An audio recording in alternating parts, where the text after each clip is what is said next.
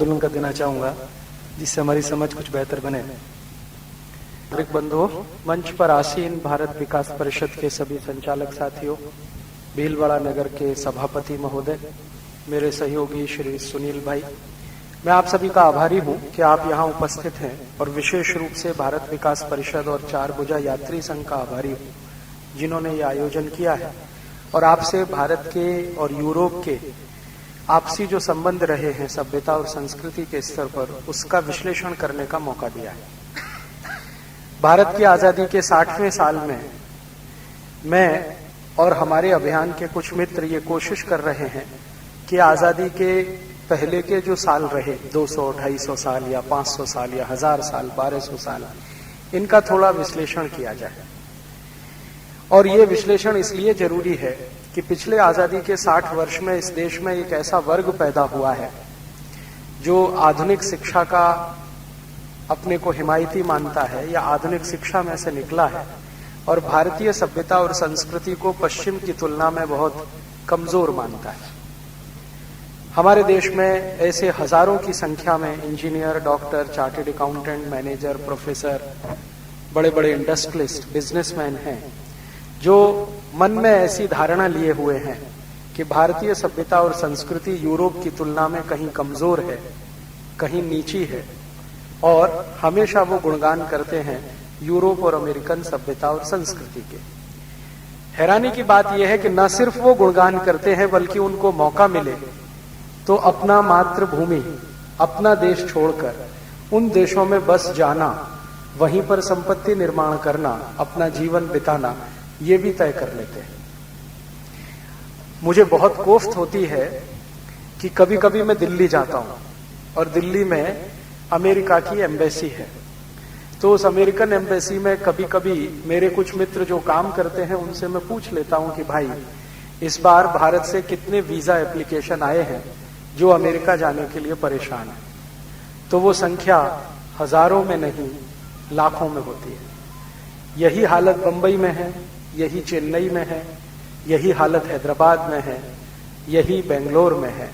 भारत के जितने भी बड़े शहर हैं वहां लाखों की संख्या में हर साल वीजा के लिए निवेदन पत्र भरे जाते हैं कि हम अमेरिका जाना चाहते हैं, और जो अमेरिका में मौका न मिले तो यूरोप जाना चाहते हैं, लेकिन भारत छोड़ना चाहते हैं, किसी भी कीमत पर इस देश में नहीं रहना चाहते।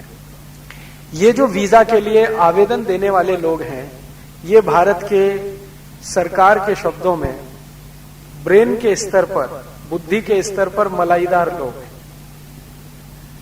और यही लोग जो आईआईटी से निकलते हैं, आईआईएम से निकलते हैं, बड़े बड़े इंस्टीट्यूशन से पढ़ के निकलते हैं, इनमें बहुत तीव्र इच्छा है भारत छोड़ देने की, अमेरिका जाकर बस जाने की। दूसरी तरफ यूरोप और अमेरिका की सरकारें हैं जो भारत से आने वाले लोगों पर पाबंदियां लगाती हैं और आसानी से उनको वीजा नहीं मिल पाते। आपको सुनकर आश्चर्य होगा, बंबई एम्बेसी, अभी थोड़े दिन पहले मैं गया मेरे एक मित्र के छोटे से काम के सिलसिले में, तो वहां एम्बेसी के अधिकारियों ने बताया कि पिछले 6 महीने में लगभग 4.5 लाख एप्लीकेशन आए हैं वीजा के, जो अमेरिका जाने के लिए है। और आपको सुनकर ताज्जुब होगा कि सवेरे सवेरे 2 बजे, जिसको सवेरा कहना थोड़ा तकलीफ की बात है, लेकिन सवेरे 2 बजे से लाइन लग जाती है वीजा एप्लीकेशन के बाहर हिंदुस्तानियों की जो खड़े हैं अपनी पारी के इंतजार में, जिनका वहां इंटरव्यू होता है।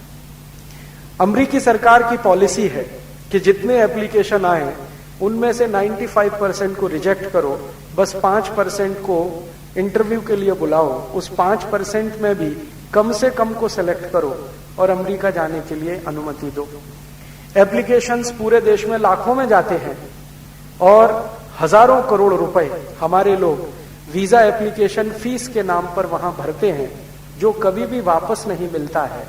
और मैंने एक दिन हिसाब निकाला तो पता चला कि अमेरिका की एम्बेसी भारत में सबसे बड़ा प्रॉफिटेबल इंस्टीट्यूशन है, जो अमेरिका की किसी कंपनी से भी ज्यादा कमाई करता है। एक पैसा भी वो इनकम टैक्स नहीं भरता, एक पैसा भी कॉर्पोरेट टैक्स नहीं भरता, लेकिन लाखों लोगों के एप्लीकेशन आ जाने से जो फीस उनको मिलती है वो उनकी शुद्ध कमाई है, जो भारत से अमेरिका चली जाती है। इससे भी ज्यादा दुख और तकलीफ की बात है कि जब अमेरिकन एम्बेसी आपका इंटरव्यू करती है तो इतने अपमानजनक प्रश्न आपसे पूछे जाते हैं कि कोई भी स्वाभिमानी आदमी वहां 2 मिनट नहीं खड़ा रह सकता, लेकिन ये अमेरिका जाने के लिए पागल लोग अपने सारे स्वाभिमान को गिरवी रख के वहां पूरा अपमान सहन करते हैं। और किसी तरह एक बार अमेरिका जाने को मिल जाए या यूरोप जाने को मिल जाए तो अपने को ऐसा मानते हैं जैसे स्वर्ग मिल गया। मेरे मन में कई वर्षों से यह विचार घूमता है। मैं इंजीनियरिंग विषय का विद्यार्थी रहा और मेरे अपने फील्ड में इलेक्ट्रॉनिक्स टेलीकम्युनिकेशन में तो मैंने देखा है सबका अंतिम सपना भारत छोड़ना और किसी तरह अमेरिका और यूरोप में बस जाना यही है, क्योंकि इलेक्ट्रॉनिक्स और टेलीकम्युनिकेशन की सबसे बड़ी मांग, सबसे भारी मांग इन्हीं देशों में है। इन लोगों से जब भी मैं चर्चा बात करता हूं तो एक ही बात सुनने को मिलती है, भारत में क्या रखा है, भारतीय सभ्यता और संस्कृति में क्या रखा है। अरे अमेरिका में देखो कितना कुछ अच्छा है, कैसी महान व्यवस्था है, कैसी संस्कृति है, कैसी सभ्यता है। ये सुनते सुनते बहुत दिन मैंने सोचना शुरू किया कि आखिर जिस अमेरिका और यूरोप की सभ्यता और संस्कृति को इतनी महान हमारे देश के लोग मानने लगे हैं, इसकी वास्तविकता पता की जाए। और इस वास्तविकता को पता करने के लिए मेरे एक बहुत अच्छे गुरु, जिन्होंने मुझे बहुत समझ दी है इस अभियान की, उनका नाम श्री धर्मपाल जी, उनके साथ मैंने बहुत दिन चर्चा किया, विचार किया। कारण उसका यह कि वो 40 साल यूरोप में रहे हैं और यूरोप का ऐसा कोई देश नहीं जो उन्होंने नहीं देखा हो। और यूरोप में रहे ही नहीं है बल्कि वहां पढ़ाया है कई विश्वविद्यालयों में। और आपको सुनकर ताज्जुब होगा, वो ऐसे भारत के इतिहासकार हैं जिनकी किताबें यूरोप के विश्वविद्यालयों में पढ़ाई जाती है। भारत में तो कहीं नहीं पढ़ाई जाती, लेकिन यूरोप के विश्वविद्यालयों में उनकी लिखी गई किताबें पढ़ाई जाती हैं, उनका सिलेबस में चलता है। तो एक बार मैंने उनके सामने ये प्रश्न किया कि हम सब भारतवासी जो थोड़े पढ़ लिख गए हैं, ये इतने अमेरिका से अभिभूत क्यों हैं, मैस्मराइज्ड क्यों हैं, इतने ज्यादा उनसे प्रभावित क्यों हैं, यूरोप से इतने ज्यादा प्रभावित क्यों? तो उन्होंने कहा कि हमको अमेरिका और यूरोप के बारे में कुछ ज्ञान नहीं है, अधकचरा ज्ञान है, बाहर का देखा हुआ है, अंदर का हमने कुछ वहां जानने और समझने की कोशिश नहीं की है। और उनका यह कहना है कि किसी देश के बारे में, किसी जाति के बारे में, किसी राष्ट्र के बारे में, किसी धर्म के बारे में, किसी सभ्यता या संस्कृति के बारे में अगर आपको पूर्ण ज्ञान नहीं है तो आप हमेशा उससे या तो आतंकित रहेंगे या उससे बहुत ज्यादा प्रभावित रहेंगे। आपका जो अप्रोच है, देखने का जो नजरिया है, जो दृष्टि है, वो संतुलित नहीं रहेगी। संतुलित होने का माने ना तो आप आतंकित हैं, ना बहुत ज्यादा प्रभावित हैं, नीर क्षीर विवेक जिसको हम कहते हैं ना, दूध का दूध पानी का पानी करने की आप में क्षमता है। तो मैंने एक दिन श्री धर्मपाल जी से कहा कि हम अमेरिका से बहुत ज्यादा प्रभावित ना हो, यूरोप से बहुत ज्यादा आतंकित ना हो, क्या करना चाहिए? तो उन्होंने कहा कि उनकी सभ्यता को पढ़ना चाहिए, देखना चाहिए, समझना चाहिए। और सभ्यता और संस्कृति समझने के लिए उनका जीवन देखना चाहिए, उनका निजी जीवन देखना चाहिए, जिसको हम प्राइवेट लाइफ कहते हैं, क्योंकि प्राइवेट लाइफ में से ही सब कुछ निकलता है। ये जो पब्लिक लाइफ होती है, सार्वजनिक जीवन होता है, वो निजी जीवन का ही एक्सटेंशन हुआ करता है, उसी का विस्तार होता है। तो मैंने धर्मपाल जी के इस प्रेरणावाद वाक्य को सुनकर कुछ प्रयास शुरू किया कि यूरोप की और अमेरिका की निजी जिंदगी को देखा जाए, समझा जाए, इनकी प्राइवेट लाइफ क्या है, और प्राइवेट लाइफ समझ में आए तो उनकी सभ्यता क्या है, फिर उनकी संस्कृति क्या है, और सभ्यता के आधार पर उनकी अर्थव्यवस्था क्या है। क्योंकि मैं आपको एक वाक्य जो कहना चाहता हूं वो ये, मेरे पिछले 15 साल के अध्ययन का परिणाम ये एक छोटा सा वाक्य है कि कोई भी अर्थव्यवस्था सभ्यता का आधार होती है। हर सभ्यता की अपनी विशेष अर्थव्यवस्था होती है और किसी भी देश की दो सभ्यताएं एक दूसरे से मेल नहीं खाती हैं, दोनों अलग अलग होती है। इसलिए हर सभ्यता की अर्थव्यवस्था अलग अलग होती है। और ऐसे ही जो मुझे समझ में आया पिछले 15 साल के अध्ययन में कि हर सभ्यता की मूल में अर्थव्यवस्था होती है और इसी तरह हर संस्कृति के मूल में उनका कोई दर्शन होता है।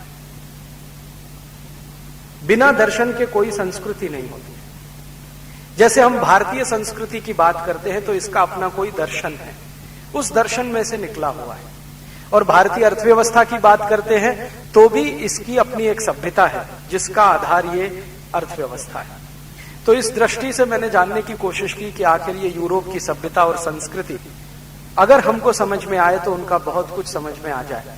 इस दृष्टि से कुछ दस्तावेज इकट्ठे किए, और न सिर्फ दस्तावेज इकट्ठे किए बल्कि यूरोप और अमेरिका के बारे में लिखने वाले जो महान लेखक माने जाते हैं उनको बार बार पढ़ा। सबसे ज्यादा यूरोप की सभ्यता और संस्कृति पर लिखने वाला जो व्यक्ति माना जाता है आज तक, उसका नाम है प्लेटो। प्लेटो ने यूरोप की सभ्यता के बारे में सबसे ज्यादा लिखा है, संस्कृति के बारे में सबसे ज्यादा लिखा है। और प्लेटो के बारे में यूरोप में यह कहा जाता है, the whole of the European civilization is a footnote of Plato. The whole of the European civilization is a footnote of Plato. माने यूरोप की सभ्यता का जो सारा कुछ है ना, वो प्लेटो की किसी पुस्तक में लिखे गए फुटनोट के बराबर है। इसका मतलब क्या है? इसका मतलब यह है कि प्लेटो यूरोपियन सभ्यता का पितामह है। आप सोचिए, यूरोप के सबसे महान दार्शनिक प्लेटो की लिखी गई पुस्तकों के जो फुटनोट्स हैं, फुटनोट माने किताब के नीचे जो लिखी जाती है कुछ लाइनें, तो वो कहते हैं कि पूरी सभ्यता यूरोप की प्लेटो के फुटनोट के बराबर है। इसका माने प्लेटो यूरोपियन सभ्यता का सबसे ऊंचा शिखर पुरुष है जिसने यूरोपियन सभ्यता को सबसे ज्यादा परिभाषित किया है। प्लेटो की 2 किताबें मैंने बहुत पढ़ी हैं। एक का नाम है द रिपब्लिक और दूसरे का नाम है लॉज, LAWS। ये दोनों किताबें दुनिया में सबसे ज्यादा चर्चित हुई हैं और यूरोप के विश्वविद्यालयों में और भारत के विश्वविद्यालयों में जो विदेशी दार्शनिकों को पढ़ाया जाता है उसमें सबसे ज्यादा प्लेटो को ही कोट किया जाता है। प्लेटो का एक शिष्य हुआ करता था, उसका नाम था अरस्तु, अरिस्टोटल। उसने भी जो कुछ लिखा है वो भी फिर मैंने पढ़ा, क्योंकि मुझे लगा कि अकेले प्लेटो को पढ़ूं तो कहीं अधूरापन न रह जाए, इसलिए अरस्तु को भी पढ़ो। क्योंकि प्लेटो अपने मरने से पहले कह गया कि मेरा सबसे पक्का और प्रिय शिष्य कोई है तो वो ये अरस्तु ही है। तो अरस्तु ने जो कुछ लिखा वो पढ़ा देखा। फिर अरस्तु के बाद के जो दार्शनिक हुए हैं, जैसे लेबिनिज हुआ, देकार्ते हुआ, उनको पढ़ा। और आधुनिक दार्शनिकों में जो सबसे महान माना जाता है यूरोप में, उसका नाम है रूसो। रूसो ने जो कुछ लिखा वो देखा पढ़ा। इसके अलावा यूरोप और अमेरिका की जो प्राइवेट लाइफ है, उनकी जो निजी जिंदगी है, उसके 20,000 से ज्यादा दस्तावेज इकट्ठे किए, उनको देखा और पढ़ा। यूरोपियन हिस्ट्री जो रही है और अमेरिकन हिस्ट्री रही है उसको देखा पढ़ा, और उसमें से जो निचोड़ निकला वो अगले 1-1.5 घंटे में मैं आपको बताने जा रहा हूं।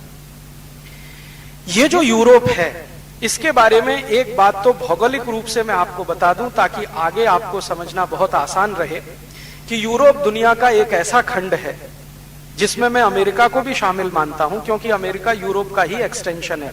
आप में से शायद बहुत कम लोग ये जानते होंगे, या जानते होंगे तो अच्छा है, कि अमेरिका में कुछ भी अमेरिकन नहीं है, जो भी कुछ है वो यूरोपियन है। अमेरिका में रहने वाली जितनी भी जातियां हैं उनमें से मूल अमेरिकन एक भी नहीं है, सब यूरोपियन है। अमेरिका की जो मूल जाति कोई हुआ करती थी जिनको रेड इंडियंस कहा जाता था, उनका तो सफाया कर दिया गया। आपको शायद मालूम है कि रेड इंडियंस की 14 करोड़ की जनसंख्या हुआ करती थी, उन सबको मार डाला गया। और आज मुश्किल से अमेरिका में 50,000 भी रेड इंडियंस नहीं होंगे, और जो हैं वो अमेरिका के मूल समाज में नहीं रहते, केंद्रीय समाज में नहीं रहते, अमेरिकी समाज से बिल्कुल बाहर रहते हैं। आप अगर इनकी कल्पना करना चाहें तो ऐसे मान लें जैसे भारत में हम सब भारतवासी, हमने कुछ लोगों को अपने किनारे किया हुआ है, वो हमारे देश के वनवासी लोग, जंगलों में रहने वाले लोग, जिनके बारे में ना हम खोज खबर रखते हैं, ना उनको हमारे बारे में कोई खोज खबर है। ऐसे ही अमेरिका में स्थिति है मूल अमेरिकनों की, जिनको रेड इंडियंस कहा जाता है। और ये जो कत्लेआम हुआ है अमेरिका में 14 करोड़ रेड इंडियंस को मारने का, ये 1-2 वर्ष में नहीं हुआ है, सैकड़ों वर्ष में हुआ है। आप जानते हैं कि अमेरिका की कहानी कुछ इस तरह से शुरू होती है कि एक कोलंबस नाम का स्पेनिश व्यक्ति अमेरिका पहुंच गया सन 1492 में। और उसके बारे में दुनिया के इतिहासकार ये लिखने लगे कि कोलंबस ने अमेरिका की खोज की। अमेरिका कोलंबस के पहले से था। कोलंबस ने अमेरिका जाने वाले एक रास्ते को खोजा था। अमेरिका जाने के 20 रास्ते थे, उनमें से एक रास्ता उसने खोजा था, और संयोग से वो रास्ता ऐसा था कि उस पर पहले कोई गया नहीं था, तो वो कोलंबस के नाम हो गया। कोलंबस स्पेनिश था, उसके पीछे स्पेन की आर्मी भी आई थी, और कोलंबस उस जमाने का स्पेन का सबसे बड़ा गुंडा, माफिया, डॉन जो कहना हो कह सकते हैं, इस तरह का व्यक्ति था। जैसे हम दाऊद इब्राहिम का नाम सुनते हैं, इसी तरह का व्यक्ति था कोलंबस। उसका मूल काम यह था लोगों को मारना पीटना और उनसे धन संपत्ति वसूल लेना। स्पेन की सरकार ने उसको एक चार्टर दिया था, एक अधिकार पत्र दिया था, और कहा था कि तुम जाओ और जो कुछ भी लूट कर ला सकते हो ले आओ, और उसमें से 25% हमें दे देना, बाकी तुम अपने लोगों में बांट लेना। तो लूट मार के उद्देश्य से वो निकला था, और उसने अमेरिका में भयंकर लूट मार की थी। लूट मार के साथ जो कुछ भी धन संपत्ति वो लेके आया, तो उससे स्पेन के लोगों को पता चला कि अमेरिका में बहुत धन और संपत्ति है। तो स्पेन के बाकी लोग उसके पीछे पीछे गए, और स्पेन के लोगों ने बहुत लंबे समय तक अमेरिका में कत्लेआम मचाया। जो मूल अमेरिकन थे उनको मार पीट के खत्म करने का शुरू किया। स्पेनिश लोगों ने जब भरपूर अमेरिका को लूट लिया, तो उसके पीछे पीछे थोड़े दिन के लिए पुर्तगाली पहुंच गए, फिर फ्रांसीसी पहुंच गए, अंत में ये अंग्रेज पहुंच गए। और अंग्रेजों ने आज का जो अमेरिका है, जिसको यूएसए कहते हैं, यूनाइटेड स्टेट्स ऑफ अमेरिका, जहां इस समय 27 राज्य हैं, इसके लगभग 13 राज्यों को अंग्रेजों ने कई 100 साल तक लूटा, और लगभग आधे से ज्यादा अमेरिका पर इनका कब्जा रहा। पूरे अमेरिका पर तो ये कभी कब्जा नहीं कर पाए। तो उस अमेरिका पर लगभग 1492 से लेकर लगातार ये जो हमले हुए 1770 1775 तक, उसके बाद अमेरिका आजाद हुआ। तो ये जो हमले हुए, इसमें अमेरिका का मूल चरित्र बदल गया। यूरोपियन नागरिकों का प्रभुत्व वहां हो गया, उन्होंने जाकर कब्जे कर लिए, कॉलोनीज बना लिया, और उन्हीं की जनसंख्या वहां पर बढ़ती चली गई। मूल अमेरिकन खत्म हो गए। अब आज जो अमेरिका में प्रभावशाली लोग माने जाते हैं, जो ऊंचे पदों पर बैठे हुए हैं, अमेरिका की बड़ी बड़ी जो कंपनियां हैं, जो अमेरिकन कॉरपोरेशंस के नाम से सारी दुनिया में जानी जाती हैं, इन कंपनियों के जितने भी प्रमुख व्यक्ति हैं वो नॉन अमेरिकन हैं सबके सब। अगर आप किसी भी अमेरिका की बड़ी से बड़ी कंपनी का इतिहास खोजना शुरू करें, जैसे पेप्सी कोला है, कोका कोला है, कॉलगेट पामोलिव है, प्रॉक्टर एंड गैम्बल है, रैकेट एंड कोलमैन है, जॉनसन एंड जॉनसन है, ये सब अमेरिका की टॉप 500 कंपनियों में गिनी जाने वाली है। जनरल मोटर्स है, जनरल इलेक्ट्रिक है, रेथियन कॉर्पोरेशन है, आईबीएम है, ये सब अमेरिका की टॉप 500 कंपनियों में गिनी जाती है। तो इन सब के शीर्ष पर बैठे हुए लोगों को अगर आप देखेंगे तो वो सब ज्यूज हैं, यहूदी हैं, और यहूदी सब नॉन अमेरिकन है। और बड़े हैरानी की बात है कि अमेरिका में सबसे ज्यादा घृणा अगर किसी से की जाती है तो यहूदी हैं, लेकिन ये यहूदी अमेरिका के बिजनेस और इंडस्ट्री पर पूरे हावी हैं, उनके कंट्रोल में पूरी इंडस्ट्री है। इसी तरह अमेरिका का जो एडमिनिस्ट्रेशन है, वहां जो राष्ट्रपति होते हैं, उपराष्ट्रपति होते हैं, वहां के जो और मंत्री वगैरह होते हैं, ये सभी नॉन अमेरिकन हैं, और इनमें ज्यादातर यूरोपियंस हावी हैं। जॉर्ज बुश खुद नॉन अमेरिकन है, इनके पिता senior George Bush non American है। ये सब अमेरिका से बाहर के आए हुए लोग हैं। तो जो माइग्रेंट्स हैं, जो बाहर से आए हुए प्रवासी हैं, उन्होंने आज अमेरिका में मुख्य ओहदा हासिल कर लिया है, और मूल अमेरिकन तो कहीं वहां दिखाई नहीं देते हैं। शायद अमेरिका के कुछ जंगलों में आप घूमें तो आपको कुछ 2-4 रेड इंडियंस दिखाई दे जाएंगे, वो तो नहीं है। तो अमेरिका को मैं यूरोप का एक्सटेंशन ही मानता हूं, यूरोप का ही विस्तार है, और अमेरिकी संस्कृति यूरोपियन संस्कृति का ही विस्तार है, और अमेरिकी सभ्यता अपनी कुछ नहीं है, यूरोपियन सभ्यता ही है। और वहां के इतिहासकार और समाजशास्त्री भी ये मानते हैं कि अमेरिका की अपनी कोई सभ्यता नहीं है, यहां तो जो भी कुछ है वो यूरोप की ही है। तो जब भी मैं यूरोप कहूंगा तो आप ये मान ही लेना कि यूरोप के साथ में अमेरिका की भी बात कर रहा हूं। तो ये जो यूरोप की जो सभ्यता है, जो अमेरिका तक फैल गई है, और अमेरिका से आगे कनाडा तक फैल गई है, और अब धीरे धीरे लैटिन अमेरिका में भी फैलती चली जा रही है, इस सभ्यता की मूल मान्यता क्या है, कैसे ये सभ्यता आई है, और कैसे ये दुनिया में फैल रही है। इस यूरोपीय सभ्यता की सबसे बड़ी जो संप्रदाय है इस समय, वो ईसाईयत है, क्रिश्चियनिटी है। और क्रिश्चियनिटी के साथ थोड़ा बहुत हिस्सा है वो यहूदियों का है। दो ही मूल संप्रदाय हैं यूरोप में और अमेरिका में, या तो आप ईसाई हैं या तो आप यहूदी हैं। ईसाइयों में फिर छोटे छोटे बंटवारे हैं दो, या तो आप कैथोलिक्स हैं या तो आप प्रोटेस्टेंट हैं। कैथोलिक्स को माना जाता है कि ज्यादा कट्टर हैं, प्रोटेस्टेंट को माना जाता है कि वो थोड़े उदारवादी हैं, लिबरल हैं। उसके बाद कैथोलिक्स के अंदर फिर कुछ जातियां हैं, डिवीजन है, जैसे कुछ सीरियन कैथोलिक्स हैं, कुछ नॉन सीरियन कैथोलिक्स हैं, फिर प्रोटेस्टेंट के अंदर। तो इस तरह का विभाजन होते होते वहां सैकड़ों उपजातियां बनी हैं, लेकिन मूल उनकी जो सभ्यता है वो ईसाईयत और यहूदी वाली है। लेकिन ये हैरानी की बात है जानना कि 2000 साल पहले पूरे यूरोप में ईसाई धर्म क्या है कोई जानता भी नहीं था। 2000 साल पहले मात्र, माने पिछले 2000 वर्षों में ये आया है। और पिछले 2000 वर्षों में ये जो ईसाईयत आई है, तो मन में प्रश्न आता है कि उससे पहले क्या था। तो उससे पहले यूरोप में ऐसा होता था कि छोटे छोटे समूह थे जिनकी अपनी अपनी छोटी छोटी जातियां थी, अपने अपने संप्रदाय थे, अपने अपने खान पान के तरीके थे, अपने अपने रीति रिवाज थे, अपने अपने देवी देवता थे, अपने अपने परंपराएं थी, अपनी अपनी मान्यताएं थी। छोटे छोटे समूह थे। ये जरूर है कि ये समूह आपस में लड़ा करते थे और एक दूसरे को कब्जा करने की कोशिश किया करते थे। जब कोई एक समूह निकलता था, दूसरे समूहों को मार पीट के कब्जा कर लेता था, तो ये माना जाता था कि जो समूह विजित है, माने जिसने जीत लिया है, अब उसी की संस्कृति और सभ्यता चलेगी। जो हार गया है उसको अपनी संस्कृति और सभ्यता छोड़ देनी पड़ेगी। ये वहां वर्षों वर्ष चला है। और इसी में से एक साम्राज्य बन गया जिसको रोमन साम्राज्य के रूप में जाना जाता है, रोमन एम्पायर।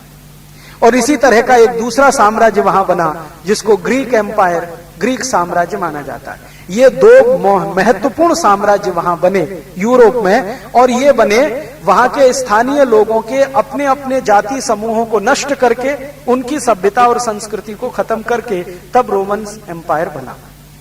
और माना यह जाता है कि ये रोमन एम्पायर जब बना तब से ईसाईयत का प्रचार शुरू हुआ और धीरे धीरे इस एम्पायर ने ईसाईयत को फैला दिया। और यूरोप में यह माना जाता है कि जो राजा है उसी का धर्म प्रजा को बस कबूल करना पड़ेगा। आप अगर राजा के मातहत हैं तो आप अपना कोई धर्म ऐसा अपनाएं जो राजा नहीं मानता तो वो नहीं चलेगा, तो प्रजा वही मानेगी जो राजा है। तो रोमन साम्राज्य के राजा ज्यादातर ईसाई होने लगे, तो धीरे धीरे वो फैल गया। और इसी तरह से ग्रीक साम्राज्य में भी हुआ। अब ये जो ईसाईयत में डूबे हुई सभ्यता है, इस सभ्यता की निजी जिंदगी क्या है, इनकी प्राइवेट लाइफ क्या है, उनकी निजी जिंदगी को झांकने की मैंने कोशिश की। तो शुरुआत मैंने की कि इन यूरोप में रहने वाले लोगों की पिछले 2000 साल की जिंदगी को जरा खंगाला जाए कि इनका परिवार कैसा होता है। क्योंकि हम हमारे हिंदुस्तान में जीवन का मुख्य केंद्र परिवार को मानते हैं। भारत में परिवार जो है समाज की मूल इकाई है और इसी के इर्द गिर्द सारा ताना बाना बुना गया है भारतीय सभ्यता और संस्कृति का। तो मेरे दिमाग में भी सबसे पहले यही आया कि यूरोपियन परिवार कैसा रहा, इसको जरा समझ लिया जाए तो यूरोपियन परिवार के आगे की व्यवस्था समझ में आएंगी। तो 2000 साल यूरोप का परिवार कैसा रहा, परिवार की मान्यताएं क्या रही, परिवार में स्त्री पुरुष के आपसी संबंध क्या रहे, बच्चों और माताओं पिताओं के आपसी संबंध क्या रहे, वगैरह वगैरह। ये छोटी छोटी कुछ बातें मैं आपसे शेयर करता हूं। परिवार की स्थिति यूरोप में और यूरोप के आसपास के देशों में कैसी रही है, इसको शुरू करता हूं जन्म से। किसी परिवार में बच्चे का जन्म होता है तो हम ऐसा मान लें कि नए परिवार की व्यवस्था शुरू होने की तैयारी है। तो बच्चे का जन्म यूरोप में क्या माना जाता है? तो यूरोप में ये जो प्लेटो है ना, जिसके बारे में मैंने आपसे कहा the whole of the European civilization is a footnote of Plato, तो ये प्लेटो क्या लिखता है? उसकी अपनी पुस्तकों में, उसके अपने लेखों में प्लेटो बार बार ये लिख रहा है कि ये जो जीवन है, ये सबसे अंत में इसका क्या उद्देश्य है। मैं किसी हिंदुस्तानी से साधारण व्यक्ति को पूछता हूं, भाई आपके जीवन का अंतिम उद्देश्य क्या है? तो कहता है जी मोक्ष प्राप्ति, मोक्ष मिल जाए, ये मेरे जीवन का अंतिम उद्देश्य है। लेकिन यूरोप में साधारण नागरिकों से आप पूछो कि आपके जीवन का अंतिम उद्देश्य क्या है, तो कहेंगे आनंद की प्राप्ति। हम भारत में किसी आदमी से बात करेंगे तो वो कहेगा कि भाई मुझे मोक्ष जाना है। मैं ये सब क्यों करता हूं? एक बार बहुत बड़े संत श्री राम सुखदास जी महाराज से संवाद करने का मुझे मौका मिला, तो मैंने उनसे पूछा, स्वामी जी आपके जीवन का अंतिम उद्देश्य? तो उन्होंने कहा मोक्ष की प्राप्ति। और उसी सभा में बैठे हुए एक साधारण किसान से पूछा, आपके जीवन का उद्देश्य? तो वो भी कह रहा मोक्ष की प्राप्ति। तो हमारे यहां संत हो, राजा हो या रंक हो, मजदूर हो या बहुत ऊंचे पद पर बैठा हुआ हो, सबके जीवन का अंतिम उद्देश्य है मोक्ष की प्राप्ति। मिले तो बहुत अच्छा है। अब यूरोप में किसी साधारण आदमी से लेकर और जॉर्ज बुश तक, या किसी प्रधानमंत्री से लेकर और अंतिम व्यक्ति तक आप पूछो जीवन का अंतिम उद्देश्य, तो कहता है आनंद की प्राप्ति। तो कौन सा आनंद? आनंद अगर हम कहें तो कहेगा जी मन का आनंद, आत्मा का आनंद, आनंद ही आनंद, सच्चिदानंद। इस तरह की बात कोई भारतवासी करेगा, लेकिन यूरोपियन ये नहीं बोलेगा। उसको आप पूछोगे जी कौन से आनंद की प्राप्ति, तो कहता शरीर का आनंद। इसके आगे क्या है उन्हें मालूम नहीं। वो कहते हैं जी अंतिम आनंद तो शरीर का आनंद है। तो शरीर का आनंद उनके जीवन का सबसे प्रमुख वो है, उद्देश्य है। तो परिवार में स्त्री पुरुष के जो संबंध हैं वो शरीर के आनंद की प्राप्ति के लिए हैं, ना कि किसी प्रजाति को बढ़ाने के लिए। यह समझने की बात है। अंग्रेजी में एक शब्द होता है प्रोक्रिएशन, माने प्रजाति को आगे बढ़ाना। तो यूरोप में कोई भी स्त्री और पुरुष प्रजाति को बढ़ाने के उद्देश्य से एक दूसरे से नहीं मिलते हैं, शरीर आनंद की प्राप्ति के उद्देश्य से मिलते हैं। और प्लेटो लिखता है कि शरीर का आनंद अगर प्राप्त हुआ तो इससे ज्यादा बड़ा सुख कोई नहीं है, इसलिए आनंद की प्राप्ति करो। फिर बाद में वही प्लेटो कहता है कि अगर शरीर के आनंद की प्राप्ति में कुछ रुकावट है, बाधा है, तो उसको कि शरीर के आनंद की प्राप्ति में सबसे बड़ी बाधा अगर कोई है तो बच्चे का पैदा हो जाना सबसे बड़ी रुकावट है। और ये प्लेटो कहता है, उसका जो चेला है अरस्तु, वो उस पर मोहर लगाता है कि हाँ ये बात बिल्कुल सही है, शरीर के आनंद की प्राप्ति में स्त्री पुरुष के बीच में अगर कोई रुकावट है तो बच्चे का हो जाना, इसलिए बच्चे पैदा ही ना हो इसकी व्यवस्था करो। फिर आगे बढ़े, नए दार्शनिकों में आए, लेबिनिज की बात करें, देकार्ते की बात करें, या तो रूसो की बात करें, तो वो भी कहते हैं कि हाँ हम सभी दार्शनिक इस बात पर एक मत हैं, सहमत हैं, जो प्लेटो ने कहा है वही सत्य है, जो अरस्तु कह गया वही अंतिम सत्य है। हम भी मानते हैं कि स्त्री पुरुष का मिलन आनंद की प्राप्ति के लिए है और इसमें कोई रुकावट हो तो वो बच्चे ही हैं, तो इसलिए बच्चे पैदा ना हो इसकी व्यवस्था करो। तो इसकी दो व्यवस्थाएं उन्होंने की हैं। आपको सुनकर हैरानी होगी, 2000 साल यूरोप में एक परंपरा रही कि अगर गर्भ में बच्चा आया तो या तो गर्भपात करके मारो, नहीं तो जन्म लेते ही उसके मरने की व्यवस्था करो। इसलिए यूरोप में पुराने जितने भी कानून हैं, प्लेटो की किताब अगर आप लॉज पढ़ेंगे ना, तो लॉज में गर्भपात को कानूनन बना दिया उसने और दर्जा दे दिया। माने गर्भपात यूरोप में 2000 साल तक कानूनन किया जाने वाला कृत्य है, वो गैर कानूनी कुछ भी नहीं है उसमें, वो वैधानिक है, गैर कानूनी अवैधानिक उसमें कुछ भी नहीं है। तो अब उन्होंने क्या किया, बच्चों को नहीं जान आना है दुनिया में तो गर्भपात कराओ। तो बड़े पैमाने पर यूरोप में उत्तर से दक्षिण, पूरब से पश्चिम गर्भपात कराने की परंपरा है। और जो बच्चे गर्भपात के कराने में नहीं मिट पाए, नहीं मर पाए, तो वो पैदा हो जाएं तो उनको घर के बाहर टोकरी में रख के छोड़ दिया जाता है, कुत्ते खा जाएं, भेड़िए खा जाएं। और अगर कुत्ते और भेड़ियों से भी बच जाएं तो उन बच्चों को किसी चर्च के दरवाजे पर छोड़ दिया जाता है, अनाथ और लावारिस। ये उनकी परंपरा है। प्लेटो से शुरू होकर और आधुनिकतम दार्शनिक रूसो तक ये परंपरा बदस्तूर चली है। और ये परंपरा 1950 तक भी यूरोप के गांव-गांव में फैली रही। अब समझ में आता है कि इन यूरोपियन देशों की जनसंख्या इतनी कम कैसे है। 1-1 करोड़ से भी छोटे देश 23 हैं यूरोप में। 23 देशों की जनसंख्या तो 1 करोड़ से भी कम है। और इन 23 देशों की जनसंख्या जो 1 करोड़ से कम है, इन देशों की चर्चा बहुत होती है दुनिया में। और यूरोप में मुश्किल से 2-3 देश हैं जिनकी जनसंख्या 5 करोड़ या 7 करोड़ के आसपास है, उनकी चर्चा और भी ज्यादा होती है। तो बहुत दिन मेरे मन में यह प्रश्न रहता था कि आखिर यूरोप की जनसंख्या इतनी कम क्यों है। तो उसका कारण अब समझ में आया।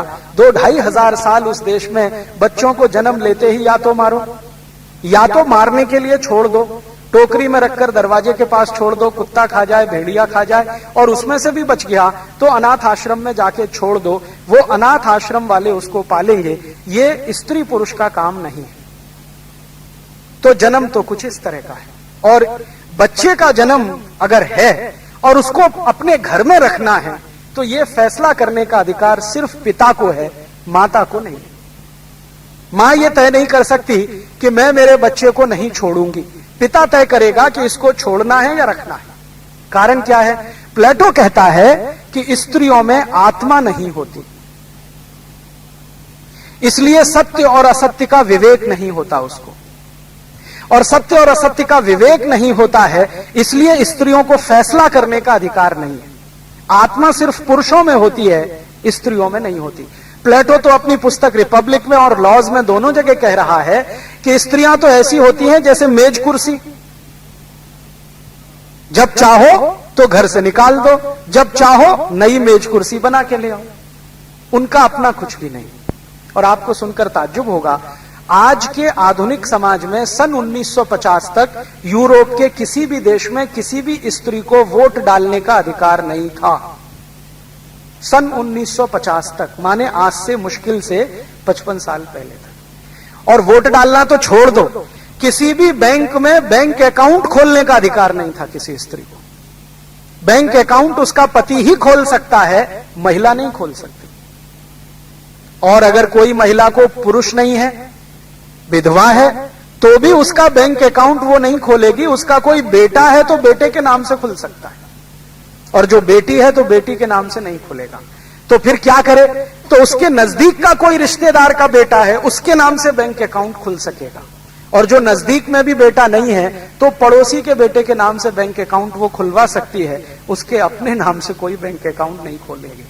और ये बात अमेरिका में 1950 तक रही है। अमेरिका की जो सबसे पुरानी बैंक है ना, बैंक ऑफ अमेरिका, इसके 1950 के पहले के रिकॉर्ड्स मैंने देखे तो कोई भी स्त्री का अकाउंट ही नहीं है, सभी पुरुषों के अकाउंट है। इसी तरह यूरोप की एक बड़ी बैंक है ANZ ग्रिंडलेज, इसमें 1950 के पहले एक भी स्त्री अकाउंट नहीं है। इसी तरह एक अमेरिका की बैंक है, यूरोप की बैंक है स्टैंडर्ड चार्टर्ड, इसमें कोई स्त्री और महिला का अकाउंट ही नहीं है 1950 के पहले। और यह परंपरा प्लेटो के जमाने से आ गई कि स्त्री को आत्मा नहीं है तो वो सही और गलत का निर्णय नहीं कर सकती, उसको विवेक नहीं है तो उसको ना वोट देने का अधिकार, ना अकाउंट खोलने का अधिकार, ना संपत्ति बनाने का अधिकार, ना अपने घर में बच्चे को रखना है कि नहीं रखना है इसका कोई अधिकार, कोई भी अधिकार नहीं। ऐसी उनकी परिवार व्यवस्था है। अब इसमें थोड़ा आगे बढ़े कि बच्चे पैदा हो गए तो पति तय करेगा, माने पुरुष तय करेगा कि उसको रखना है या नहीं रखना है।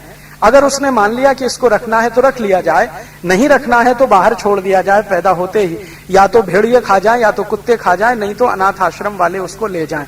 तो परिणाम ये रहा है कि यूरोप में ज्यादातर बच्चे या तो मरे और या तो अनाथ आश्रम में गए। जैसे रूसो अपनी ऑटोबायोग्राफी में लिख रहा है, रूसो ने अपनी आत्मकथा लिखी है जिसमें वो कहता है मेरे 5 बच्चे पैदा हुए, जिनमें से 4 को मैंने घर से निकाला, उनमें से 2 को भेड़िए और कुत्ते खा गए, 2 को अनाथ आश्रम में मैंने छोड़ दिया, अब एक ही है जो मैंने पाला है। और वो कहता है कि मैंने कुछ गलत नहीं किया है क्योंकि 2500 साल से यूरोप की यही परंपरा है।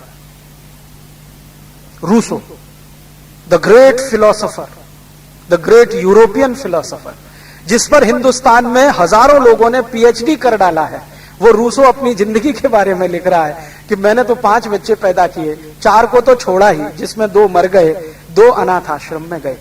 अब ये जो बच्चे बड़े पैमाने पर अनाथ आश्रम में जाते हैं, इनकी जिंदगी क्या होती है? इनकी जिंदगी गुलामों की जिंदगी होती है। आप जानते हैं कि यूरोप में एक बहुत बड़ी परंपरा रही है दास प्रथा, गुलाम रखने की परंपरा। तो जो बच्चा परिवार में रह गया उसको छोड़कर जितने बच्चे अनाथ आश्रम में जाएंगे वो सब दास बनाए जाएंगे, गुलाम बनाए जाएंगे। अब आगे बढ़िए, ये बच्चे अनाथ आश्रम में बड़े होंगे तो इनके बड़े होने का खर्चा कौन देगा? तो वहां का राजा देगा या सरकार देगी। सरकार और राजा वो पैसा कहां से लाएगा? उसके लिए नागरिकों पर टैक्स लगाया जाएगा। तो नागरिकों से लिए गए टैक्स के पैसे से वहां अनाथ आश्रम चलेंगे और उन अनाथ आश्रमों में ऐसे बच्चों का लालन पालन और शिक्षण होगा जो गुलाम बनाने की तैयारी में रहेंगे, जो आगे चल के गुलाम बनेंगे। ये जो अनाथ आश्रम यूरोप में चलते रहे हैं, आज भी चलते हैं, इनको चलाने का मुख्य दायित्व चर्च का है। तो सरकार क्या करती है? चर्च के लिए फंड्स निकाल के रख देती है और चर्च उन अनाथ आश्रमों को चलाने की व्यवस्था में लग जाते हैं। तो चर्चों के द्वारा चलाए जाने वाले अनाथ आश्रमों को यूरोप में कॉन्वेंट कहा जाता है। CONVENT। कॉन्वेंट का माने है अनाथ बच्चों का स्थान। यहां वो अनाथ बच्चे पढ़ सकते हैं तो पढ़ें, खेल सकते हैं खेलें, रह सकते हैं रहें, लेकिन वो कॉन्वेंट है अनाथ बच्चों के लिए, लावारिस बच्चों के लिए, ऐसे बच्चों के लिए जिनको उनके मां बाप ने छोड़ दिया है।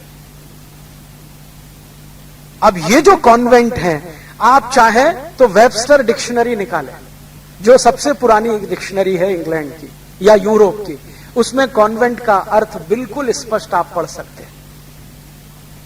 अनाथ बच्चों का स्कूल, लावारिस बच्चों का स्थान, ये वहां पर है। तो वहां पर कॉन्वेंट स्कूल हैं या कॉन्वेंट इंस्टीट्यूशंस हैं, वो सभी लावारिस और अनाथ बच्चों के लिए है।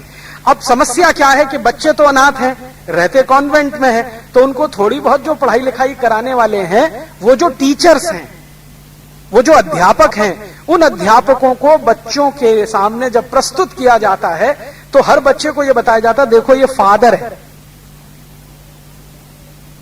अध्यापक नहीं है, फादर है। अगर लंबा चोगा पहने हुए है तो ये फादर है, और अगर स्कर्ट पहने हुए है तो ये मदर है। 50 साल से ऊपर है तो मदर है, 50 साल से नीचे है तो सिस्टर है। पुरुष में अगर 50 साल से ऊपर है तो फादर है, 50 साल के नीचे है तो ब्रदर है। क्यों ये mother, father, brother, sister convent में क्यों? क्योंकि असली है नहीं, पता भी नहीं असली का। तो कुछ तो काम चलाओ, तो नकली ही फादर बनाओ, नकली मदर बनाओ, नकली ब्रदर बनाओ, नकली सिस्टर बनाओ। तो ये सब वहां चलता है और ये उनकी परंपरा है। ये है कॉन्वेंट की हिस्ट्री। अब हम हिंदुस्तानियों ने क्या किया?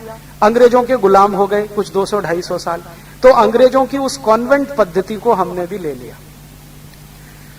और इस देश में मैकॉले नाम का एक अंग्रेज अधिकारी आया, उसने पहला कॉन्वेंट स्कूल शुरू किया कलकत्ता में। उसके बाद 350 और शुरू हो गए, और ये अंग्रेजों के जाने के बाद अब हजारों की संख्या में हो गए। हमने बिना सोचे बिना समझे कॉन्वेंट स्कूल गांव गांव, गली गली, नगर नगर खड़े कर दिए। और विचित्र विचित्र कॉन्वेंट स्कूल हैं इस देश में। बजरंगबली कॉन्वेंट स्कूल, आपको देखना हो तो मेरे साथ चलिए, मैं दिखाता हूं। आप बंबई में है Saraswati Devi convent school, Mahavir Jain convent school. आपको मालूम है बेंगलोर में एक बहुत बड़ा बना है महावीर जैन कॉन्वेंट स्कूल, करोड़ों रुपए खर्च करके उसको बनाया गया। इनके संचालकों को कभी कभी मैं मिलता हूं, क्योंकि वो व्याख्यान के लिए बुलाते रहते, तो मैं पूछता हूं, भैया ये बजरंगबली का कॉन्वेंट से क्या रिश्ता है, या महावीर स्वामी का तुम्हारे कॉन्वेंट से क्या लेना देना है? तो कहते हां रख लिया, सोच समझ के रखा है, कुछ सोचा समझा नहीं है। फिर मैं उनको कहता हूं कॉन्वेंट का मतलब समझते हो? लावारिस बच्चों का स्कूल। और यूरोप में बच्चे लावारिस इसलिए हैं कि घर में नहीं रख सकते, क्योंकि वो आनंद की प्राप्ति में बाधक हैं, तो इसलिए कोई उनको पाले तो उसके लिए कॉन्वेंट है। हमारे भारत में तो कोई भी लावारिस नहीं है, कोई भी अनाथ नहीं है। यहां तो व्यवस्था कुछ इस तरह की है कि गलती से या दुर्घटनावश किसी बच्चे के माता पिता मर भी जाएं तो उसका चाचा है, चाची है, ताऊ है, ताई है, मामा है, मामी है, मौसा है, मौसी है, फूफा है, बुआ है, सब तो हैं। यहां तो किसी के अनाथ होने का प्रश्न ही नहीं है। और अंत में अगर कोई भी नहीं है तो जगन्नाथ है उसका। हमारे यहां तो अंत में अगर कोई भी नहीं है रिश्तेदार नातेदार तो जगन्नाथ तो सभी का है। तो हमारे यहां तो कोई अनाथ है नहीं, लावारिस कोई है नहीं। उनके यहां तो लावारिस और अनाथों की फौज है, तो वो कॉन्वेंट चलाते हैं उनके लिए। अब हमने बिना सोचे समझे उनके यहां से कॉन्वेंट आया, उसको आजादी के बाद ऐसा चलाया, उसमें खाद पानी इतना दिया कि हर गली मोहल्ले में कुकुर मुत्तों की तरह से खड़े हुए। अब मैं कभी कभी बहुत गंभीर बात उनसे कहता हूं कि भारत में क्या होता है, किसी बच्चे की दो माताएं तो होती हैं, बाप दो नहीं होते कभी। भगवान कृष्ण की दो माताएं थी, एक ने जन्म दिया, एक ने लालन पालन किया। श्री राम जी कहते हैं कि मेरी तीन माताएं हैं, एक कौशल्या है, सुमित्रा की। तो यहां माताएं तो दो या तीन हो सकती हैं। हम सभी गांव में सुनते हैं धाय मां होती है और एक अपनी मां होती है। तो ये भारत की परंपरा है कि माताएं दो हो सकती हैं, तीन हो सकती हैं, बाप किसी के दो तीन नहीं होते। लेकिन हमने अपने बच्चों को कॉन्वेंट में भेज भेज कर हर एक के दो दो बाप बना दिए। एक तो है घर में असली और दूसरे हैं वो कॉन्वेंट स्कूल में नकली, फादर, मदर, ब्रदर, सिस्टर। और आपको एक और शब्द दिखाता हूं, सुनाता हूं। उसी वेबस्टर डिक्शनरी में एक शब्द है, उसका नाम है बास्टर्ड। बास्टर्ड उनको कहा जाता है जिसके दो बाप होते हैं। यूरोप में बास्टर्ड सबसे खराब गाली है, सबसे खराब गाली है। और बास्टर्ड वही है जिसके दो बाप होते हैं। हमने इस देश में समझबूझकर बहुत ही सुंदर व्यवस्थाओं में हर कॉन्वेंट में जाने वाले बच्चे के दो दो बाप खड़े कर दिए। एक तो फादर है स्कूल में, बोलना ही पड़ेगा आपको, वहां आप टीचर बोल ही नहीं सकते। लंबा चोगा पहना है, 50 साल के ऊपर है तो फादर ही है, स्कर्ट पहनी है 50 साल के ऊपर है तो मदर ही है, तो वो तो हमें बोलना ही पड़ेगा। तो बिना सोचे समझे हर घर के बच्चे जो कॉन्वेंट में पढ़ रहे हैं उनके दो दो बाप हो गए। और यूरोप में कहूं तो बास्टर्ड हो गए हमारे बच्चे, जो वहां की सबसे खराब गाली है। थोड़ा आगे बढ़े, परिवार व्यवस्था में आगे चलें कि ये जो बच्चे पैदा होते हैं स्त्री पुरुष के मिलन से, ये होते कैसे हैं? क्या विवाह करके या बिना विवाह किए? तो प्लेटो कहता है कि चूंकि स्त्री में आत्मा नहीं होती, चूंकि स्त्री में समझ नहीं होती, विवेक नहीं होता, सत्य असत्य का ज्ञान नहीं होता, इसलिए उससे विवाह करना स्त्री की गुलामी के जैसा है। इसलिए बिना विवाह के रहना ही अच्छा है। ये प्लेटो फिलॉसफी है, प्लेटो डॉक्ट्रिन कहा जाता है यूरोप में इसको।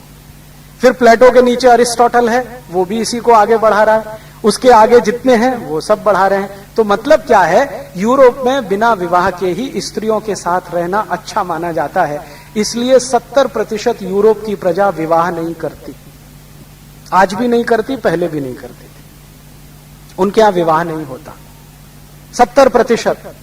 और आज से 2000 साल पहले की कहानी उठाएं और पढ़ें। रोम में एक राजा हुआ करता था क्लॉडियस, 5वीं शताब्दी की घटना है।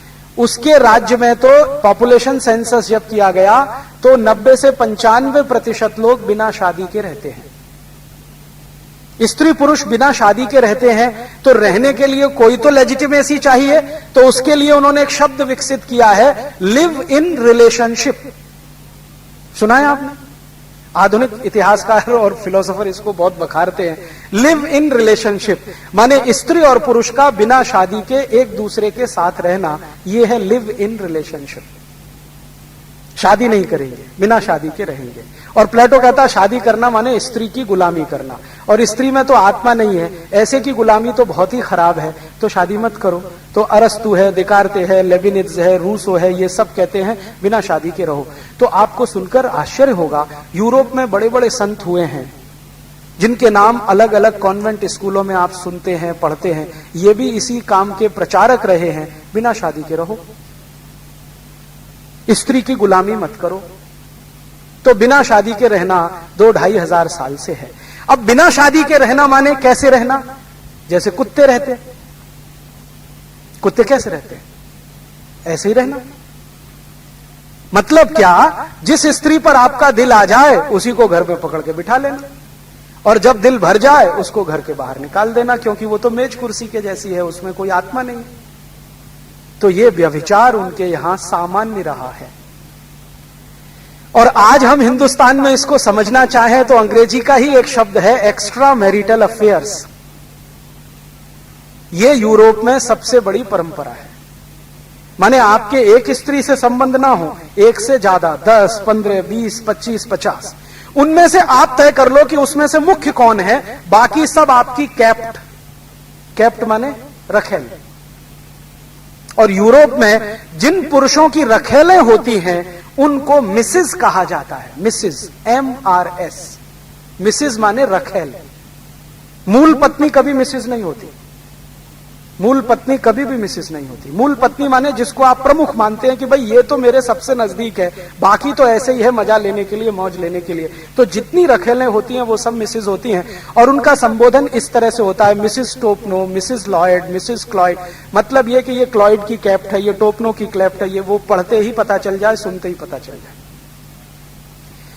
उनको पहले नाम से नहीं बुलाया जाता कभी भी। पहला नाम कुछ होगा, मान लीजिए XYZ, कोई नाम होगा, नहीं, कभी नहीं बुलाएंगे। जो दूसरा नाम है, जो उसके पति का नाम है, उससे बुलाएंगे मिसेज ये, मिसेज ये, मिसेज ये। तो सुनने वाला और बोलने वाला दोनों जानता है कि ये किसकी कैप्ट है। तो यूरोप का समाज रखेलों में विश्वास करता है, पत्नियों में नहीं। और ये हजारों साल की परंपरा है। यूरोप में शायद ही कोई पुरुष ऐसा मिले जिसका किसी एक स्त्री से संबंध रहा हो। खुद प्लेटो का नहीं रहा। प्लेटो खुद कहता है कि मेरा भी 20-22 स्त्रियों से संबंध। अरस्तु भी ऐसे ही कहता है, देकार्ते कहता है, रूसो तो अपनी ऑटोबायोग्राफी में खुलकर बोल गया है कि एक स्त्री के साथ रहना ये तो कभी संभव ही नहीं हो सकता, हाईली इम्पॉसिबल। तो वहां एक पत्नी व्रत जैसा कुछ होता नहीं। बहुत सारी महिलाएं हैं जिनसे आपको संबंध रखने हैं। जब चाहे रखें, जब चाहे निकाल दें। वो दूसरे के यहां चली जाए, दूसरा जब तक रखे रखे, तीसरे के यहां चली जाए, तीसरा जब तक रखे रखे, चौथे के यहां चली जाए। ये 2500 साल वहां चलता रहा।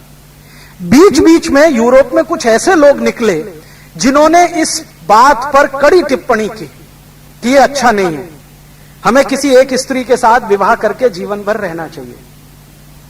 तो ऐसे लोग जिन्होंने ये टिप्पणी की, या ऐसे लोग जिन्होंने इस तरह का प्रयास किया, उनमें से एक नाम मैं सुनाता हूं। 5वीं शताब्दी के अंत में, चौथी शताब्दी के अंत में और 5वीं शताब्दी की शुरुआत में एक संत हुए यूरोप में जिनका नाम था वैलेंटाइन। ये हुए रोम में, और उस समय रोम का राजा था क्लॉडियस, बड़ा क्रूर आतंकी। उसकी क्रूरता और आतंक के किस्से यूरोप के इतिहास में भरे पड़े। तो क्लॉडियस जो है कहता है कि भाई हम तो महान यूरोपियन परंपरा के वाहक हैं जिसमें स्त्री को तो रखेल बना के ही रखा जा सकता है, पत्नी का दर्जा उसको देना मूर्खता है। उसी क्लॉडियस के राज्य में ये वैलेंटाइन हो गए जो गांव-गांव घूम घूम के कहते थे कि भाई शादी करो, शादी करके रहो और एक पत्नी के साथ रहो।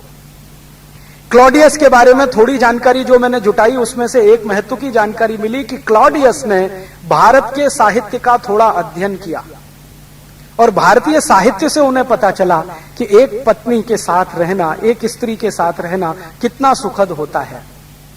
उसमें कॉम्प्लिकेशंस कम होते हैं, उसमें बीमारियां कम होती हैं, वेनरल डिसीजेस बहुत कम होते हैं।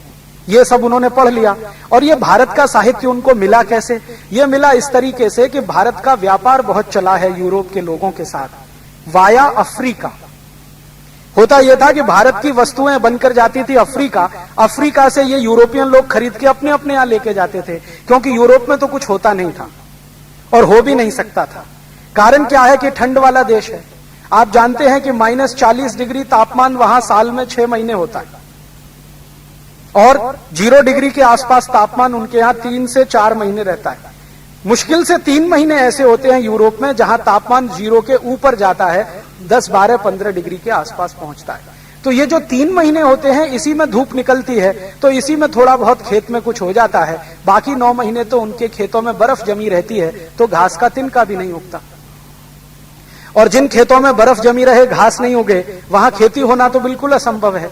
और जहां घास ही ना उगे वहां जमीन के नीचे कुछ भी नहीं होगा, क्योंकि जमीन के नीचे जो कुछ है ना खनिज, उसके बनाने में भी सूर्य के प्रकाश की सबसे बड़ी भूमिका है। जैसे पत्थर है, पत्थर से कोयला बन जाता है, उसी पत्थर से हीरे बन जाते हैं, उसी में से सोना निकल आता है, चांदी निकल आती है। ये सब सूर्य का प्रताप है। तो उनके यहां सूर्य तो मिलता नहीं है। कभी कभी गलती से सूर्य निकल आया तो सब यूरोपियन पागल हो जाते हैं इतने पागल हो जाते हैं कि कपड़े उतार के नंगे खड़े हो जाते हैं सूर्य का प्रकाश लेने के लिए, समुद्र के किनारे लोट लगाने के लिए चले जाते हैं। उस दिन छुट्टी हो जाती है और चिल्ला चिल्ला के बोलते हैं good morning, good morning, good morning, क्योंकि अच्छी सुबह सूर्य मिल गया देखने को। भारत में तो every morning is good morning, लेकिन हम पढ़े लिखे मूर्ख लोगों ने गुड मॉर्निंग बोलना शुरू कर दिया इस देश में, जहां हर दिन सूरज है, हजारों साल से है, लाखों साल से है, करोड़ों साल से है, अगले करोड़ों साल रहेगा। उस देश में कोई मॉर्निंग गुड करने की जरूरत नहीं है, वो तो है, लेकिन वहां तो गुड मॉर्निंग। तो वहां क्या है कि खेत में कुछ नहीं है, खनिज के नाम पर कुछ नहीं है, तो उनके यहाँ कुछ होता वोता नहीं था। तो ये यूरोपियन लोग अपनी जिंदगी चलाने के लिए भारत के और चीन के सामानों से ही चलाते थे अपना जीवन। तो भारत का माल बिकने के लिए जाता था अफ्रीका में, अफ्रीका से आता था यूरोप में। तो ये जो सामान बिकने के लिए जाता था भारत का अफ्रीका में, इसी सामान के साथ कई बार साहित्य भी जाता था भारत का, किताबें जाती थी, पुस्तकें जाती थी, क्योंकि कई व्यापारी और उद्योगपति ऐसे हुआ करते थे जिनको पढ़ने में रुचि होती थी, तो वो भारत की किताबें भी ले जाया करते थे। अब भारत की किताबें तो उनको थोड़ी क्लिष्ट होती थी, गरिष्ठ होती थी, क्योंकि संस्कृत में है, तो वो समझने के लिए संस्कृत भी पढ़ा करते थे।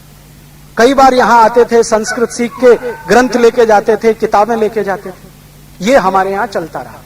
अब ऐसी ही स्थिति में 5वीं शताब्दी के अंत में, 5वीं शताब्दी की शुरुआत में और 4वीं शताब्दी के अंत में वैलेंटाइन को भारत का कोई शास्त्र मिल गया। उसका उन्होंने अध्ययन कर लिया। अध्ययन करके पता चला कि भारत की परिवार व्यवस्था कुछ इस तरह की है, तो उन्होंने भरपूर प्रचार किया पूरे रोम में घूम घूम कर कि शादी करो, शादी के बाद रहो। तो वैलेंटाइन मशहूर हो गए रोम में शादी कराने के लिए। तो वो क्या करते थे, व्याख्यान देते थे गांव गांव जाके, और लोगों को समझाते थे शादी करने के क्या फायदे हैं, और शादी करने के बाद शारीरिक संबंध रखने के क्या फायदे हैं, वो सब समझाया करते थे। क्लॉडियस जो था उनसे चिढ़ता था हमेशा। क्लॉडियस ये कहता था कि हमारी जो महान परंपरा है यूरोप की शादी नहीं करने की, उसका ये नाश करने में लगे हुए। बहुत ज्यादा गुस्सा जब आया क्लॉडियस को, तो क्लॉडियस ने क्या किया, वैलेंटाइन को फांसी पर चढ़ाने का आदेश दे दिया। राजा जो होता था वो कोई भी आदेश दे सकता था, राजा के मुंह से निकले हुए शब्द ही कानून माने जाते थे। तो क्लॉडियस ने वैलेंटाइन को फांसी पे चढ़ाने का आदेश दे दिया, और 14 फरवरी सन 498 को वैलेंटाइन को फांसी पर चढ़ा दिया गया। अब हुआ क्या कि जिन लोगों की शादियां कराई थी वैलेंटाइन ने, वो सब दुखी हो गए और वो सब इकट्ठे हुए। और यूरोप में आपको शायद मालूम है या नहीं, सन 1950 तक फांसी देने की परंपरा खुले मैदान में होती थी। दंड जो है ना फांसी जैसा, वो सबके सामने दिया जाता था। तो क्लॉडियस ने जानबूझकर क्या किया कि जिनकी शादियां करा दी थी वैलेंटाइन ने, वैलेंटाइन वैसे चर्च में पादरी थे, तो वो क्या करते थे, चर्च में लाके शादियां कराते थे बच्चों की। तो जिनकी शादियां कराई थी क्लॉडियस ने उन सबको इकट्ठा करके उनके सामने क्लॉडियस के अधिकारियों ने वैलेंटाइन को फांसी पे चढ़ा दिया। तो उनके जो चेले चपाटे थे वैलेंटाइन के, वो सब बहुत दुखी हुए। तो उनके दुखद याद में 14 फरवरी 498 से उन्होंने वैलेंटाइन डे मनाना शुरू कर दिया। तो उस दिन से यूरोप में वैलेंटाइन डे मनाया जाता है। माने वैलेंटाइन एक ऐसे व्यक्ति जो शादियां कराते फिरते थे, उनको चूंकि राजा ने फांसी की सजा दे दी, तो उनकी याद में वैलेंटाइन डे मनाया जाता है। यह है वैलेंटाइन डे की हिस्ट्री और उसके पीछे का आधार। अब वो वैलेंटाइन डे भारत में आ गया, जहां शादी होना बिल्कुल सामान्य बात है। यहां तो बिना शादी के कोई घूमता हो तो अद्भुत या अचरज लगे, शादी होना तो बिल्कुल सामान्य बात है। यूरोप में शादी होना ही सबसे असामान्य बात है। तो इस तरह का उनका पारिवारिक जीवन। अब हमारे यहां ये जो वैलेंटाइन आ गया है, स्कूलों में, कॉलेजों में बड़े धूमधाम से मनाया जा रहा है, और हमारे लड़के लड़कियां बिना सोचे समझे एक दूसरे को कार्ड दे रहे हैं। वैलेंटाइन डे के कार्ड छपने लगे और उसमें अंग्रेजी में लिखा होता है, would you be my Valentine this year, would you be my Valentine this year. और ये जो लड़के लड़कियां हैं, इनको कुछ सोच समझ तो है नहीं, तो ये अपने दादा दादी को भी वही कार्ड दे देते हैं, would you be my Valentine this year. अपने मम्मी पापा को कार्ड दे देते हैं, would you be my Valentine. अभी 70 साल का हो गया, मेरी वैलेंटाइन बनने की उम्र चली गई। तो मैंने कहा ये कार्ड दिए किसने हैं? तो मेरे नाते पोतियों ने, नाती पोतियों। अब उनके नाती पोतियों को मालूम ही नहीं है कि वैलेंटाइन का मतलब क्या होता है और ये कहा किसको जाता है और दिया किसको जाता है। ये जो अंधी नकल है ना, ये बहुत खतरनाक होती है। हमें मालूम ही नहीं है किसी के बारे में और हम चले जा रहे हैं एक ऐसे रास्ते पर, पता नहीं किस खड्डे में गिरे, कुछ भरोसा नहीं। थोड़ा आगे बढ़े, यूरोप का परिवार और कैसा है, स्त्रियों की स्थिति मैंने आपको बताई, बच्चों की स्थिति बताई। थोड़ा आगे बढ़े, ये जो पुरुष होता है परिवार का, ये प्रमुख है यूरोप में। परिवार जैसा भी है, मैंने आपसे कहा बिना पत्नी का है, लेकिन जैसा भी है टूटा फूटा, हम चाहें तो भारत की परिभाषा में उसको परिवार ना माने, लेकिन वो कहते हैं कि हमारा तो यही है। तो उसमें पुरुष प्रधान है, जो फैसले करेगा पुरुष तय करेगा। अगर कोई बच्चे को घर में रख भी लिया है उन्होंने, तो उसका भविष्य क्या होगा ये पिता तय करेगा, माता का उसमें कोई रोल नहीं होता। अब सामान्य रूप से पुरुष तय करता है कि उसकी संपत्ति का वारिस कौन होगा।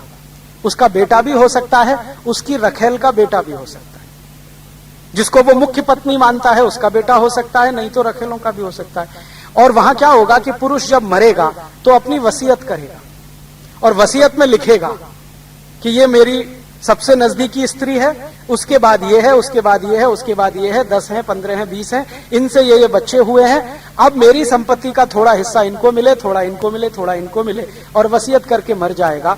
और हर पुरुष की वसीयत में एक अंतिम इच्छा जरूर रहेगी कि मुझे जब अंतिम संस्कार किया जाए, जिस स्थान पर किया जाए, वहां मेरा एक प्रशस्ति स्तंभ लगवा देना। प्रशस्ति स्तंभ हम सब समझते हैं, मरने के बाद मेरे उस पर प्रशस्ति स्तंभ लगवा देना। तो आप यूरोप की किसी भी उसमें चले जाए ना, कब्रगाह में, कब्रिस्तान में, हर जगह आपको वो तो दिखाई देगा कब्र बनी हुई है, लेकिन उसके किनारे आप एक देखेंगे पत्थर लगा रहता है, वो प्रशस्ति स्तंभ है। उस पर लिखा क्या जाएगा, उस पुरुष का नाम लिखा जाएगा, उसने जिंदगी में क्या किया ये लिखा जाएगा, उसकी रखेल कितनी थी उनके नाम लिखे जाएंगे, मुख्य पत्नी यहाँ नजदीकी स्त्री से कौन बच्चे हुए उनके नाम होंगे, रखेलों से कितने हुए उनके नाम होंगे, उसके गुलाम कितने रहे इनके नाम होंगे, उसके नौकर चाकर कितने थे उनके नाम होंगे, कुल संपत्ति कितनी थी वो लिखी जाएगी, बंटवारा क्या, ये सब उस पर लिखा जाएगा खोद खोद के। क्यों? इसलिए कि मरने के बाद सबको पता रहे। अब वहां एक और महत्व की बात है या समस्या की बात है, यूरोप की सारी सभ्यता में पुनर्जन्म नहीं है। वो मानते नहीं कि कोई पुनर्जन्म होता है, वो कहते हैं जीवन एक ही बार होता है, पुनर्जन्म कुछ नहीं होता। और ये वो मानते किस आधार पर है, उनकी जो ओल्ड टेस्टामेंट है, आप जानते हैं बाइबल के दो हिस्से हैं, एक ओल्ड टेस्टामेंट है, एक न्यू टेस्टामेंट है। ओल्ड टेस्टामेंट पुराना है और वही आधिकारिक माना जाता है। जो न्यू टेस्टामेंट आया है वो इतना आधिकारिक नहीं है यूरोप में, और उसकी मान्यता भी थोड़ी कम है। तो जो बाइबल का खंड ओल्ड टेस्टामेंट है उसमें बिल्कुल स्पष्ट लिखा हुआ है कि पुनर्जन्म नहीं होता, एक ही जन्म होता है। और दूसरी बात यह लिखी गई है उसमें कि ये जो प्रकृति और ब्रह्मांड है ये सब पुरुषों के भोग के लिए है। अगर तुम चाहो तो इसका उपभोग करो, नष्ट करो, भ्रष्ट करो, तुम चाहो तो संभाल कर रखो, ये तुम्हारी इच्छा पर है, क्योंकि ये पूरी प्रकृति गॉड ने, ईश्वर ने तुम्हारे लिए बनाई है। अब आप पूछेंगे जी तो इस प्रकृति में जीव जंतु हैं, पेड़ पौधे हैं, उनकी क्या हैसियत है? वो सब पुरुष के अधीन है। पुरुष चाहे तो पेड़ों को काट के फिकवा दे, पुरुष चाहे तो जंगलों में आग लगवा दे, पुरुष चाहे तो पत्थरों को खुदवा खुदवा के फिकवा दे, ये सब उनके यहां चलता है। स्त्री को इसमें से कुछ फैसला करने का अधिकार नहीं। तो प्रकृति है वो पुरुषों के लिए है और पुरुषों के लिए भोग करने के लिए है। भोग में से जो बचता है बचा लो, नहीं तो नष्ट करना पड़े तो कर दो। इस मान्यता से उनकी परंपरा बढ़ती है। अब आप जरा कल्पना करिए कि अगर कोई समाज ने ऐसी एक मान्यता बना ली है कि प्रकृति में जो कुछ भी है वो पुरुष के लिए है, तो फिर वहां की अर्थव्यवस्था कैसी होगी, राजनीति व्यवस्था कैसी होगी, सामाजिक व्यवस्था कैसी होगी? सब कुछ पुरुष प्रधान होने वाली है। और अर्थव्यवस्था ऐसी ही होगी कि प्रकृति का नाश करते जाओ और अपने उपभोग के लिए सुविधाएं बढ़ाते जाओ। और प्लेटो कहता है कि विकास का तो एक ही पैमाना है, भोग करो और अधिक भोग करो। प्रकृति को अपने भोग के लिए नष्ट करना पड़े तो नष्ट करो, क्योंकि ये बनी ही आपके लिए। तो उन्होंने जितना विज्ञान विकसित किया और जितनी टेक्नोलॉजी बनाई है वो सब प्रकृति के नाश को करने के लिए ही है और उसका भोग करने के लिए। यूरोप में ऐसी कोई टेक्नोलॉजी नहीं बनी है जो प्रकृति का संरक्षण करे। सारी की सारी तकनीक उनकी प्रकृति के नाश पर आधारित है। आप कोई एक तकनीक उठा लो, जैसे हम कहते हैं ना बिजली यूरोप ने दिया, बिजली की तकनीक की जरा समझ लो। बिजली चाहिए क्यों? सुविधाएं बढ़ानी है, सुविधाएं बढ़ानी है, सुख बढ़ेगा, सुविधाओं से ही सुख मिलेगा, ये उनकी मान्यता है। हमारे यहां सुख किसी और चीज में मिलेगा, हमारे यहां शायद परमार्थ में सुख मिलेगा या स्वस्थ रहने में सुख मिलेगा। यूरोप में सुविधाओं को बढ़ाने में सुख मिलेगा, भोग करने में सुख मिलेगा। वो कहते हैं the more consumption the more happiness. आप जितना ज्यादा भोग करें उतनी ही आपकी सुख बढ़ती ही चली जाएगी। ये सब फिलोसोफर कहते हैं और इकोनॉमिस्ट भी कहते हैं वहां। तो मान लीजिए उन्होंने बिजली बनाई। अब बिजली की व्यवस्था क्या है? बिजली बनानी है तो बड़ा बांध चाहिए, पानी लगेगा। तो बांध बनाने के लिए जंगल काटो, कोई फर्क नहीं पड़ता, पेड़ों को काटो, कोई फर्क नहीं पड़ता। तो बांध बनेगा तो पानी इकट्ठा होगा, पानी के साथ कोयला भी लगेगा। तो कोयले को खदानों से खोद खोद कर निकालो, जितना निकाल सकते हो उतना निकालो, और खदानों से कोयला निकल आया तो खुला छोड़ दो, उनको भरने के लिए कुछ नहीं है तो ऐसे ही छोड़ दो। तो पिछले 100 साल ये जो बिजली बनाने की तकनीक यूरोप से आई, इसने पूरी दुनिया में एक ही काम किया है, बड़े बड़े बांध बनवा दिए, पानी इकट्ठा करवा दिया। नदियों का पानी एक जगह जब इकट्ठा होने लगा तो जो रिचार्जिंग होता था नदियों में बहते हुए पानी से, वो कम होता चला गया, और किसी एक स्थान पर जहां पानी एकत्रित हो जाता है वहां सिल्ट इतनी भर गई कि कीचड़ ही कीचड़ जमा हो गई जलाशय में। अब नीचे पानी जाना बंद हो गया। फिर उसके बाद क्या हुआ? आपको पावर स्टेशन चलाना पड़ेगा, एनर्जी कंजम्पशन चाहिए, क्योंकि बिना एनर्जी के बिजली नहीं बनेगी। तो टनों टन कोयला लाओ, तो उनके देश में कोयला ना मिले तो दूसरे देशों से लाओ। तो उन्होंने दुनिया के सब देशों में खोजना शुरू किया, कहां कहां कोयला है। तो भारत में है, पाकिस्तान में, इंडोनेशिया में खोद खोद के कोयला लेके जाओ। और फिर पता चला अब ऑस्ट्रेलिया में है तो वहां से खोद खोद के लेके जाओ। तो पिछले 100 साल में कोयले की खदानों को इतना खोदा गया कि नीचे वैक्यूम बन गया है, और उसी वैक्यूम के चलते अब भयंकर भूकंप आ रहे हैं, ट्रेमर्स आ रहे हैं, और पूरी दुनिया उसका भुगतान कर रही है। ये है उनकी टेक्नोलॉजी। अब कोई कहेगा जी भारत तो पिछड़ा देश है, क्योंकि ये यूरोप वालों ने बिजली बनाई, तो क्या हम नहीं बना सकते? हम बना सकते हैं, हम बिजली बना सकते हैं, क्योंकि बिजली बनाने की जो थ्योरी है या जो फिलॉसफी है ये यूरोप में ही समझी गई है, ऐसा नहीं है। 10वीं शताब्दी के भारत के वैज्ञानिकों को मालूम है कि बिजली कैसे बन सकती है, हमारे रिकॉर्ड्स बताते हैं। लेकिन हम बनाएंगे नहीं, क्योंकि इससे प्रकृति का नाश होता है। प्रकृति का नाश हमारे भारत में किसी को भी करने का अधिकार नहीं, क्योंकि प्रकृति उसके लिए नहीं है, प्रकृति सब जीव जंतुओं के लिए है, और प्रकृति उसने नहीं बनाई है, ईश्वर परमपिता परमेश्वर ने बनाई है। तुम चाहो तो इसका सदुपयोग करो, भोग करने का अधिकार तो तुमको नहीं है।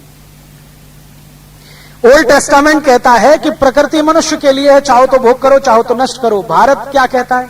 भारतीयता क्या कहती है? भारतीयता कहती है ईशावास्यम इदम सर्वम यत्किंच जगत्याम जगत तेन त्यक्तेन भुंजी था मां हृदय कस्य सिद्धनम।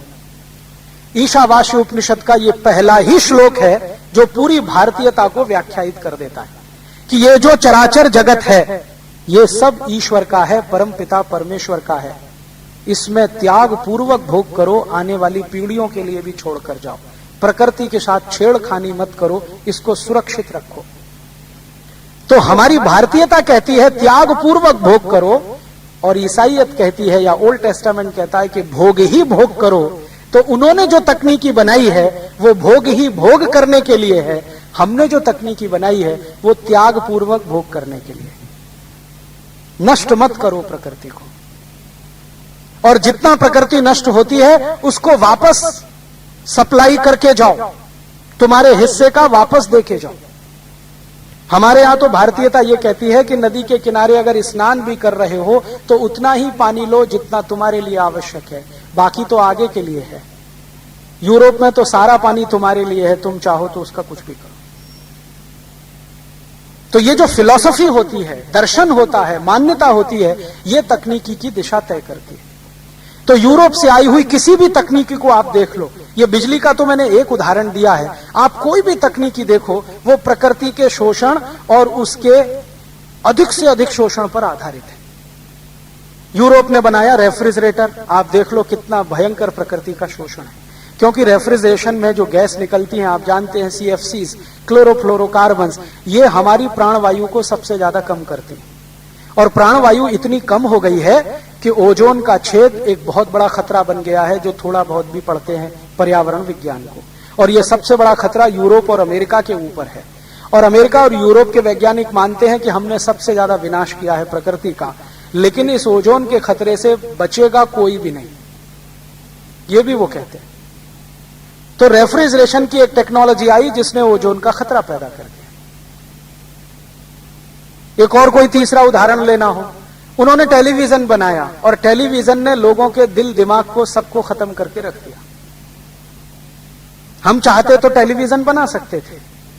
क्या टेलीविजन बनाने की फिलॉसफी सिर्फ यूरोप में थी? ऐसा नहीं है।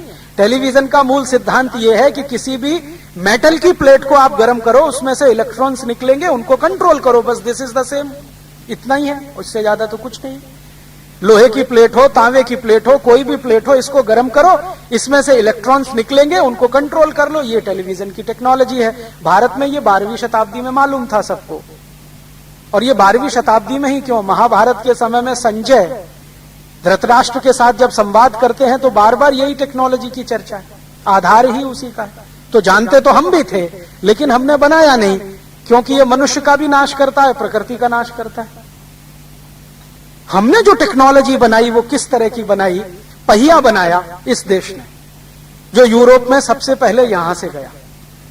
आप जानते हैं यूरोप के सभी वैज्ञानिक अब ये स्वीकार कर चुके हैं कि ये जो व्हील का इन्वेंशन है, इसने सारी दुनिया को बदल दिया है। और व्हील का इन्वेंशन भारत से हुआ है। सारे प्रमाण इसके दुनिया में मौजूद है। तो हमने पहिए का आविष्कार किया, उसका उपयोग कहां किया? बैलगाड़ी में। और यूरोप ने उसी पहिए की नकल हमसे की और उसका उपयोग कहां किया? जेट प्लेन बनाने में, उसी पहिए का इस्तेमाल।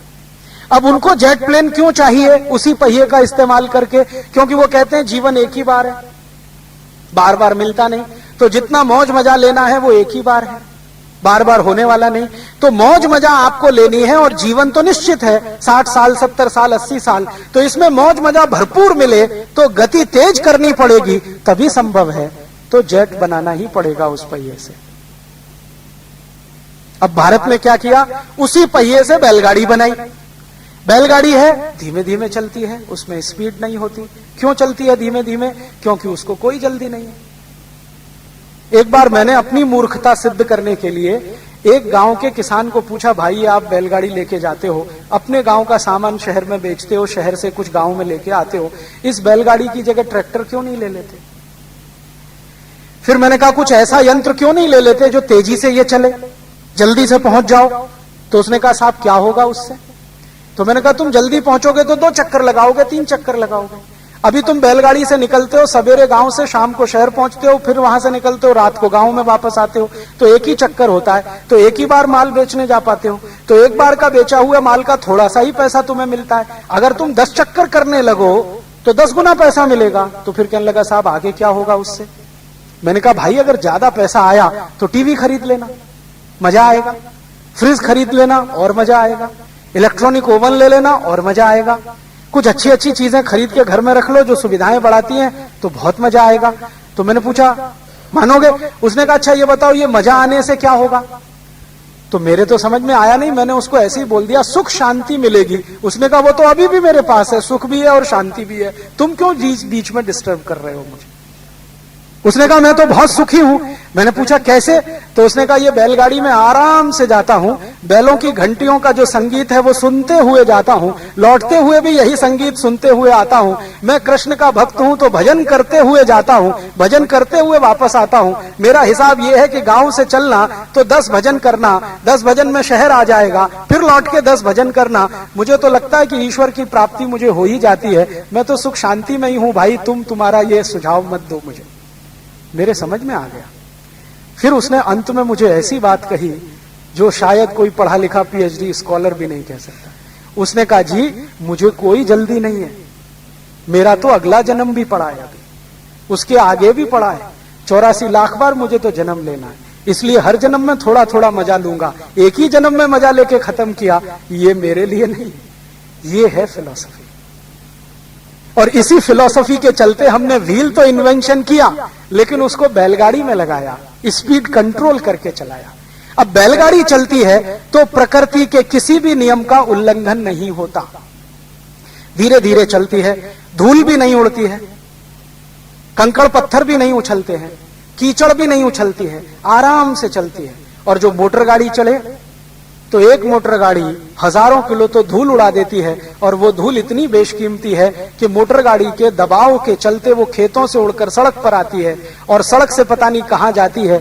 मिट्टी की ऊपरी लेयर हजारों साल में बनती है। करोड़ों रुपए का नुकसान हम अपने हाथों से ही खुद करते हैं, तेज गति की गाड़ियां बना बना के। जब हमें मालूम है कि यह जीवन आखिरी नहीं है, इसके बाद भी मिलने वाला है, और हमारे शास्त्रों ने हमको समझाया हुआ है अच्छे कर्म करो, चिंता मत करो, अगला जीवन भी अच्छा ही मिलेगा, तो फिर काहे की आपाधापी, क्यों जल्दी करना, क्यों स्पीड में जाना।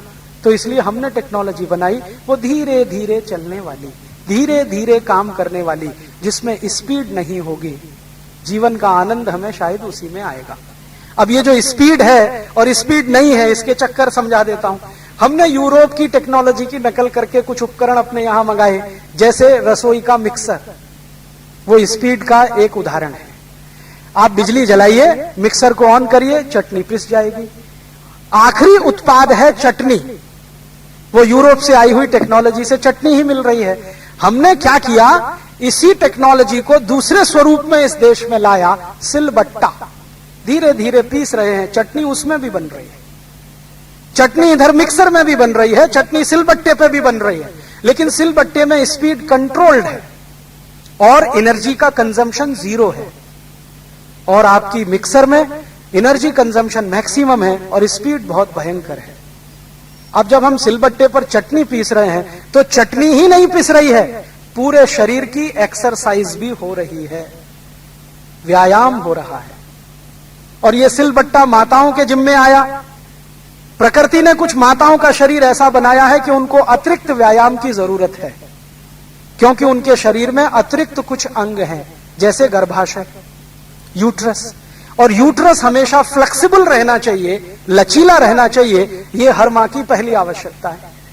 जिन माताओं का गर्भाशय जितना ज्यादा लचीला है, बच्चों का जन्म उतना ही आसान है। तो हमारे ऋषियों ने, मुनियों ने सिलबट्टा बनाया चटनी पीसने के लिए, कि इससे चटनी तो मिलेगी ही, माताओं के गर्भाशय का भी व्यायाम होता रहेगा। तो रोज 10 मिनट अगर कोई मां चटनी पीसे, तो मैं गारंटी देता हूं कि उसको बच्चा करने के लिए कभी सिजेरियन ऑपरेशन की आवश्यकता ही नहीं पड़ेगी। तो हमने इतनी दूर सोच लिया, वही सिलबट्टा है, वही अंतिम प्रोडक्ट, उससे चटनी बनना है। और यूरोप को यह समझ में नहीं आया कि भाई सिलबट्टा कोई टेक्नोलॉजी है, ये मिक्सर कोई टेक्नोलॉजी नहीं। अब मिक्सर में हम क्या कर रहे हैं, बिजली का स्विच ऑन कर दिया, बैठे हैं, तमाशा देख रहे हैं, उसका फोटो देख रहे हैं कि देखो कैसा बढ़िया चल रहा है। अपने हाथ से तो कुछ हो नहीं रहा है। हमारा शरीर विज्ञान कहता है कि शरीर श्रम जितना कम करोगे, शरीर में कोलेस्ट्रॉल डिपॉजिट उतना ज्यादा होगा, तो हार्ट अटैक से मरने के लिए तैयार रहो। तो हमने ले आया मिक्सर बिना सोचे समझे, और अब रोज सुनते हैं कि उनको हार्ट अटैक आ गया, इनको ब्रेन स्ट्रोक हो गया, इनको कार्डियक अरेस्ट हो गया, उनको हो गया। और हर डॉक्टर ये समझाता है कि भाई कुछ शरीर श्रम किया होता तो शायद बच जाते। तो हमने टेक्नोलॉजी बनाई हमारे स्वास्थ्य को ध्यान में रखकर, उन्होंने टेक्नोलॉजी बनाई अपने समय को बचाने के लिए। अब मैं किसी भी भारतवासी से पूछता हूं, भाई ये मिक्सर निकाल दो घर से, सिलबट्टे पे चटनी बनाओ, कहते राजीव भाई टाइम बचाना है। तो टाइम बचा के खर्च कहां करोगे? मान लो इससे टाइम बच गया, तो वो सास भी कभी बहू देखना। हाँ, अब सास भी कभी बहू देखना है टाइम बचा के, तो उसमें क्या है सास बहू में?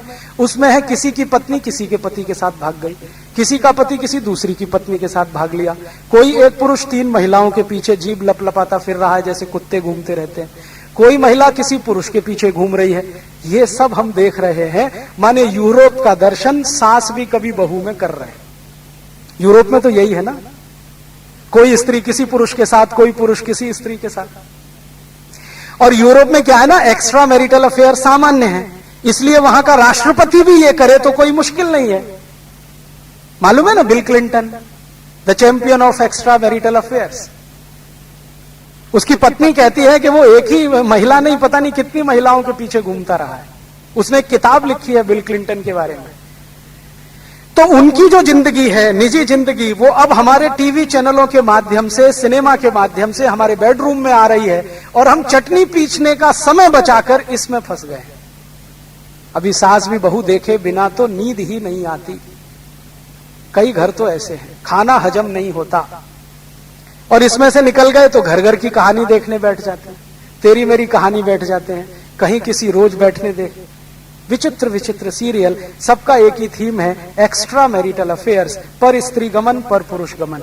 इस हिंदुस्तान में जो कभी स्वीकार्य नहीं हुआ, वो हम टाइम बचा बचा कर देख रहे हैं। क्यों? ताकि हम करें और करने की प्रेरणा लें। देखने का मतलब क्या है? अंतिम उद्देश्य क्या है देखने का? करें, करने की प्रेरणा लें। और जो ये सब करना शुरू करें तो भारत का परिवार ही खत्म हो जाए। क्यों? क्योंकि भारत के परिवार में स्त्री की इज्जत सबसे आगे है। यूरोप में तो स्त्री मानी ही नहीं जाती कि इसमें आत्मा होती है, लेकिन भारतीय शास्त्र कहते हैं कि स्त्री में आत्मा तो होती ही है, वो परमात्मा के सबसे नजदीक होती है। हमारे जो दर्शन है ना, कोई भी दर्शन उठा लो आप हिंदुस्तान का, जो विदेश से नहीं आया, यहां पैदा हुआ, वो ये कहता है कि स्त्री तो परमात्मा के सबसे नजदीक होती है, क्योंकि उसमें कोई विशेष गुण होते हैं। इसलिए भारत में स्त्री का स्थान परिवार में सबसे ऊंचा है। भारत में तो परिवार बनता ही स्त्री से है। स्त्री नहीं है तो परिवार ही नहीं है, परिवार की कल्पना नहीं है। और हमने स्त्रियों के लिए परिवार का जो केंद्र बिंदु तय किया है, वो शायद इसी फिलॉसफी में से निकला होगा, यत्र नार्यस्तु पूज्यन्ते रमन्ते तत्र देवता। जहां महिलाओं की इज्जत है, सम्मान है, देवता वहीं निवास करते हैं। माने देवताओं को बुलाने के लिए ही स्त्रियों की जरूरत पड़ती है।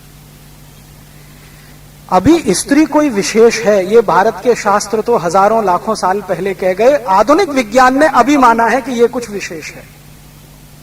आधुनिक विज्ञान ये कहती है कि स्त्री में कुछ खास विशेषताएं हैं, जैसे सबसे कम हार्ट अटैक महिलाओं को ही आते हैं। दुनिया में सबसे कम हार्ट अटैक महिलाओं को ही आते हैं। सारे विज्ञान ने यह मान लिया है कि मेंटल स्ट्रेस को एब्जॉर्व करने की सबसे बड़ी ताकत स्त्री में ही होती है। जितने मानसिक संत्रास को वो आसानी से पी जाती है, कोई नहीं पी सकता। पुरुष में तो बिल्कुल नहीं है। और चूंकि मानसिक तनाव को आसानी से पी लेती है, तो पुरुष को भी बचाती है, परिवार को भी बचाती है। स्त्री के बारे में हमारे शास्त्र और हमारा दर्शन कहता है कि अगर ईश्वर प्राप्ति करनी हो तो स्त्री के माध्यम से ही होती है। आपको मालूम है, हमारे भारत के कोई भी महर्षि, कोई भी ऋषि बिना शादी के नहीं रहे। कोई भी नाम उठा लो, जमदग्नि का नाम ले लो, पाणिनि का नाम ले लो, आप अगर कैवल्य का नाम ले लो, आप चरक का नाम ले लो, सुश्रुत का नाम ले लो, निघंटु का नाम ले लो, कोई भी महान ऋषि का, विश्वामित्र का नाम ले लो, वशिष्ठ का नाम ले लो, कोई भी महान ऋषि जिनकी कल्पना आपके मन में है, मस्तिष्क में है, किसी का भी नाम ले लो, कोई बिना विवाह के नहीं रहे। क्यों? वो सभी मानते हैं कि मोक्ष की प्राप्ति स्त्री के माध्यम से ही संभव है। एक जगह तो यहां तक लिख दिया है कि स्त्री के जीवन में आने के बाद ही पुरुष पवित्र होता है, उसके पहले तो लंपट होता है। इतनी गहरी बात लिखी गई है, इतनी गहरी बात। एक बार मुझे इसका अनुभव भी हुआ। मैं दक्षिण भारत में एक गांव में गया था, वहां बड़ा प्रसिद्ध मंदिर है, केरल की घटना है ये। व्याख्यान देने गया था, व्याख्यान हो गया। फिर मैंने अगले दिन कहा, भाई मंदिर का दर्शन करना है। तो उन्होंने कहा, आप नहीं कर पाएंगे। क्यों नहीं कर पाएंगे? आपके पास पत्नी नहीं है। तो मैंने कहा, इससे क्या लेना देना? तो उन्होंने कहा, लेना देना है, आप बोलो तो ले चलूं, अंदर नहीं घुस पाएंगे आप। मैंने कहा, चलो तो सही। तो गए तो पुजारी ने गेट पे ही रोक दिया। पहले तो कहा कि आप धोती पहन के आइए और ये कुर्ता वुर्ता सब उतारिए। मैंने पूछा क्यों? तो ये सिला हुआ वस्त्र भारत में अच्छा नहीं माना जाता। पूजा करने के लिए वस्त्र ऐसा ही होना चाहिए जो बिना सिला हुआ हो। तब मेरे ध्यान में आया कि जितने महान ऋषि मुनि हुए वो धोती पहनकर ही यज्ञ कराया करते थे। और आज भी पूजा होती है ना, अच्छी पूजा कराने वाले पुरोहित हैं, शर्ट उतरवा देते हैं, पैंट भी उतरवा देते हैं, धोती में ही बिठाते हैं। धोती सिल नहीं सकती, माने सिली नहीं जाती, तो बिना सिला हुआ वस्त्र बहुत अच्छा माना जाता है। क्यों माना जाता है? शायद उसके बहुत सारे कारण हो। एक मेरे समझ में आता है कि उसके पीछे कोई सौंदर्य बोध होगा, क्योंकि हर संस्कृति का आधार सौंदर्य बोध में है। हर सभ्यता का आधार अर्थव्यवस्था में। तो सौंदर्य बोध किस तरह का होगा? ये जो धोती है, जिसको चाहो तो आप साड़ी भी कह लो, ये चूंकि बिना सिली हुई है तो आप इसमें हजारों डिजाइन बना सकते हैं, जब चाहे इसकी डिजाइन बदल सकते हैं। आपके सामने कोई मराठी महिला आकर खड़ी हो जाए तो आप तुरंत बोल देंगे कि ये महिला महाराष्ट्र की है, क्योंकि उसकी धोती बांधने का स्टाइल जो है ना, वो आपको बता देगा। कोई बंगाली महिला आकर खड़ी हो जाए, आप तुरंत कहेंगे ये तो बांग्ला है, क्योंकि उसका धोती बांधने का स्टाइल आपको बता देगा। आसामी हो आप पहचान लेंगे, गुजराती हो आप पहचान लेंगे, मारवाड़ी हो आप पहचान लेंगे। माने धोती बांधने के तरीके से ही आप बिना किसी को पूछे बता सकते हैं कि ये कहां का है। और यही धोती पगड़ी का भी स्वरूप है। पगड़ी भी बिना सिली हुई होती है, तो पगड़ी बांधने के तरीके से आप बता देंगे कि ये कहां का है, मारवाड़ का है कि मेवाड़ का है, उदयपुर के आसपास का है कि जोधपुर के आसपास का है। बता देते हैं कि नहीं बता देते? तो ये पगड़ी है या धोती है, ये खुली हुई है, सिली हुई नहीं है, क्योंकि इसमें सौंदर्य बोध बहुत है, क्योंकि इसमें बहुत तरह के डिजाइन आप बना सकते हैं। ये शायद कोई बड़ी कल्पना रही हो हमारे दर्शन में, क्योंकि हमारे दर्शन में सौंदर्य बोध बहुत ऊंचा है, तो उसमें रहा हो, तो इसलिए हम सिले हुए कपड़े नहीं पहनते, पूजा में तो बिल्कुल नहीं पहनते। तो जब मैं मंदिर में गया तो उन्होंने कहा जी कुर्ता उतारो, पजामा उतारो, धोती पहन के आओ। तो मैंने कहा चलो धोती पहन के आया। फिर कहने लगा पत्नी साथ में लाओ। मैंने कहा वो तो नहीं है, तो उनका अंदर नहीं जा सकते आप। तब उस पुजारी ने मुझे समझाया कि आपने पढ़ा नहीं है भारतीय दर्शन में, शास्त्रों में हर जगह लिखा हुआ है। तो मैंने कहा मैंने नहीं पढ़ा। तो उसने मुझे सूची बनाई कि देखो ये पढ़ो, ये पढ़ो, ये पढ़ो, ये पढ़ो, ये पढ़ो, 18 किताबें उसने बता दी। उनको आके मैंने पढ़ा और बात बिल्कुल सही है। और उन सभी पुस्तकों में मैंने उन सभी ऋषियों के बारे में पढ़ा जिन्होंने जीवन में विवाह किया, और वो कहते हैं कि गृहस्थ आश्रम में से निकलकर ही वानप्रस्थ में जा सकते हैं, और वानप्रस्थ पूरा होने के बाद ही मोक्ष होने की संभावना है। इसमें कोई शॉर्टकट नहीं है, बाईपास भी नहीं। तो हमारे यहां तो स्त्री का यह महत्व है। और यूरोप में स्त्री का आपको थोड़ी देर पहले बता दें, वहां तो मेज कुर्सी के जैसी है, जिसमें जान भी नहीं है, आत्मा भी नहीं। यहां तो इतनी मुख्य है कि घर के सारे फैसले वही करती है। अब कभी कभी कुछ लोग मुझे चिढ़ाते हैं, वो कहते क्या यार तुम्हारी भारतीय संस्कृति है, देखो ना स्त्रियां इतना लंबा लंबा घूंघट निकाल के बैठी रहती हैं। तो मैं कहता हूं वो घूंघट निकाल के बैठी रहती है ये कोई विशेष बात नहीं है, वो तो घूंघट उठा भी सकती है, लेकिन लंबा घूंघट निकाल के बैठी महिलाएं ही घर के सारे फैसले किया करती हैं, जो महत्व की बात है। कई बार मुझे मौका मिला राजस्थान की ऐसी महिलाओं से मिलने का जो सच में बहुत लंबा घूंघट करती हैं, और ये मौका मिला विशेष क्या, मेरे कुछ कार्यकर्ताओं की शादियां करानी थी उन घरों में, तो मैं जाता था कभी कभी बातचीत करने के लिए। तो घर के पुरुष कहते थे जी वो अंदर पूछ लूं पहले, हाँ या ना तो वहीं से तय होगा। वो इतना लंबा घूंघट करके जो बैठी है ना, वो तय करती है कि हाँ या ना। और एक गांव में तो एक घर के बाहर में बैठा था, सब पुरुष चारपाई पे, महिलाएं थोड़ा दरवाजे के अंदर। तो उनको कुछ कहना था तो ऐसा कुछ किया, आवाज निकाला, तुरंत सारे पुरुष उठ के अंदर। मैंने कहा ये क्या हो गया? और बाहर आके कहते हैं जी ये रिश्ता नहीं हो सकता। मैंने पूछा क्यों नहीं हो सकता? वो हमारे घर की महिलाएं कहती हैं ये ठीक नहीं है। हम चले आए अपना समूह लेके। तब मेरे समझ में आया रिश्ता तय हो ना हो ये सेकेंडरी है, प्राइमरी क्या है, फैसला कौन कर रहा है, डिसीजन मेकिंग पावर किसके हाथ में। यूरोप की स्त्री के हाथ में तो इतनी भी ताकत नहीं है कि वो बैंक अकाउंट खोल सके अपना। इसमें इसी के सब दर्शन होते हैं।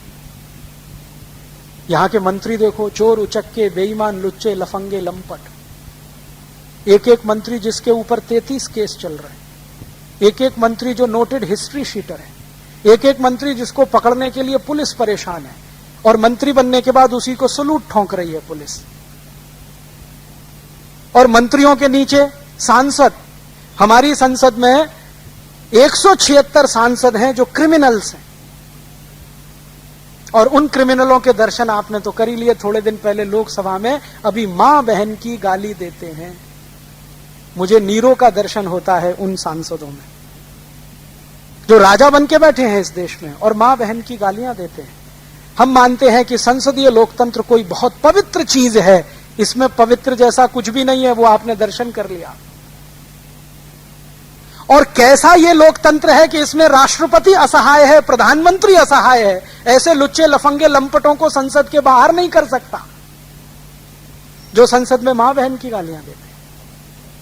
और भारत की संसद में मां बहन की गालियां देने वाले सांसदों के ऊपर हम हिंदुस्तानी लोग अपने खून पसीने की कमाई का हर साल 77,000 करोड़ रुपए खर्च करते हैं। उनके वेतन पर, उनके भत्ते पर, उनके टीए पर, उनके डीए पर, उनके एचआरए पर। और ये इतने बेईमान हरामखोर लोग हैं, जब दिल में आता है अपना वेतन बढ़ा लेते हैं। आजादी के पिछले 59 साल में संसद 52 साल से चल रही है। 52 साल के संसद के इतिहास में 36 बार सांसदों ने अपना टीए, डीए, एचआरए बढ़ाया है। और इस बार अभी थोड़े दिन पहले, 10 दिन 15 दिन पहले एक साथ 35% बढ़ा दिया, एक झटके में। और कहते हैं ये भी कम है, इससे भी ज्यादा चाहिए। तो मुझे इन सभी में नीरो के ही दर्शन होते हैं कि ये सब नीरो के खानदान की औलाद हैं।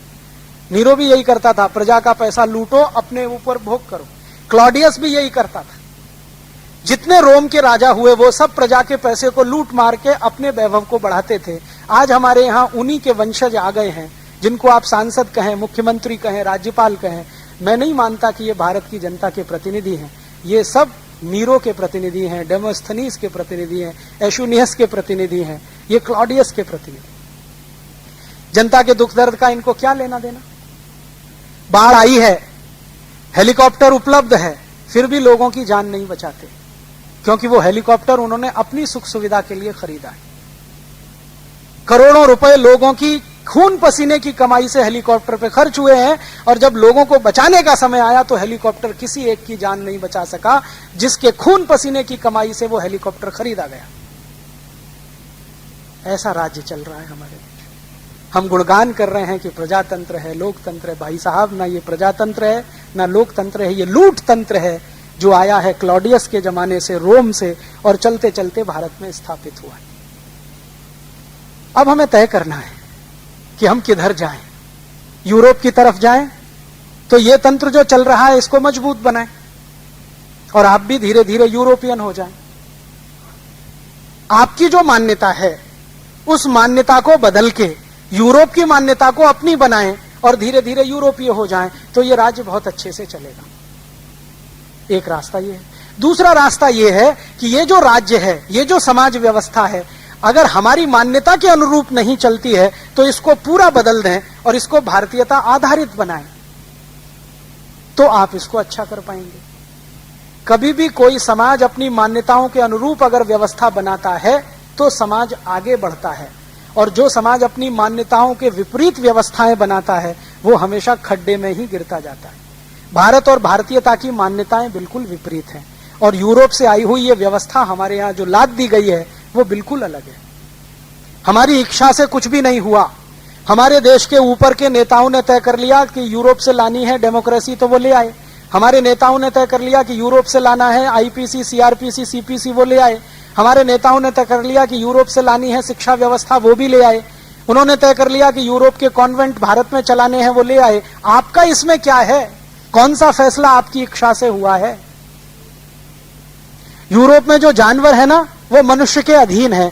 मार के खाओ या काट के खाओ, चाहो तो जिंदा रखो, नहीं तो खत्म कर दो। उसी मान्यता को आज भारत में चलाया जा रहा है। हर साल 4.5 करोड़ पशुओं को मांस के लिए खाया जा रहा है।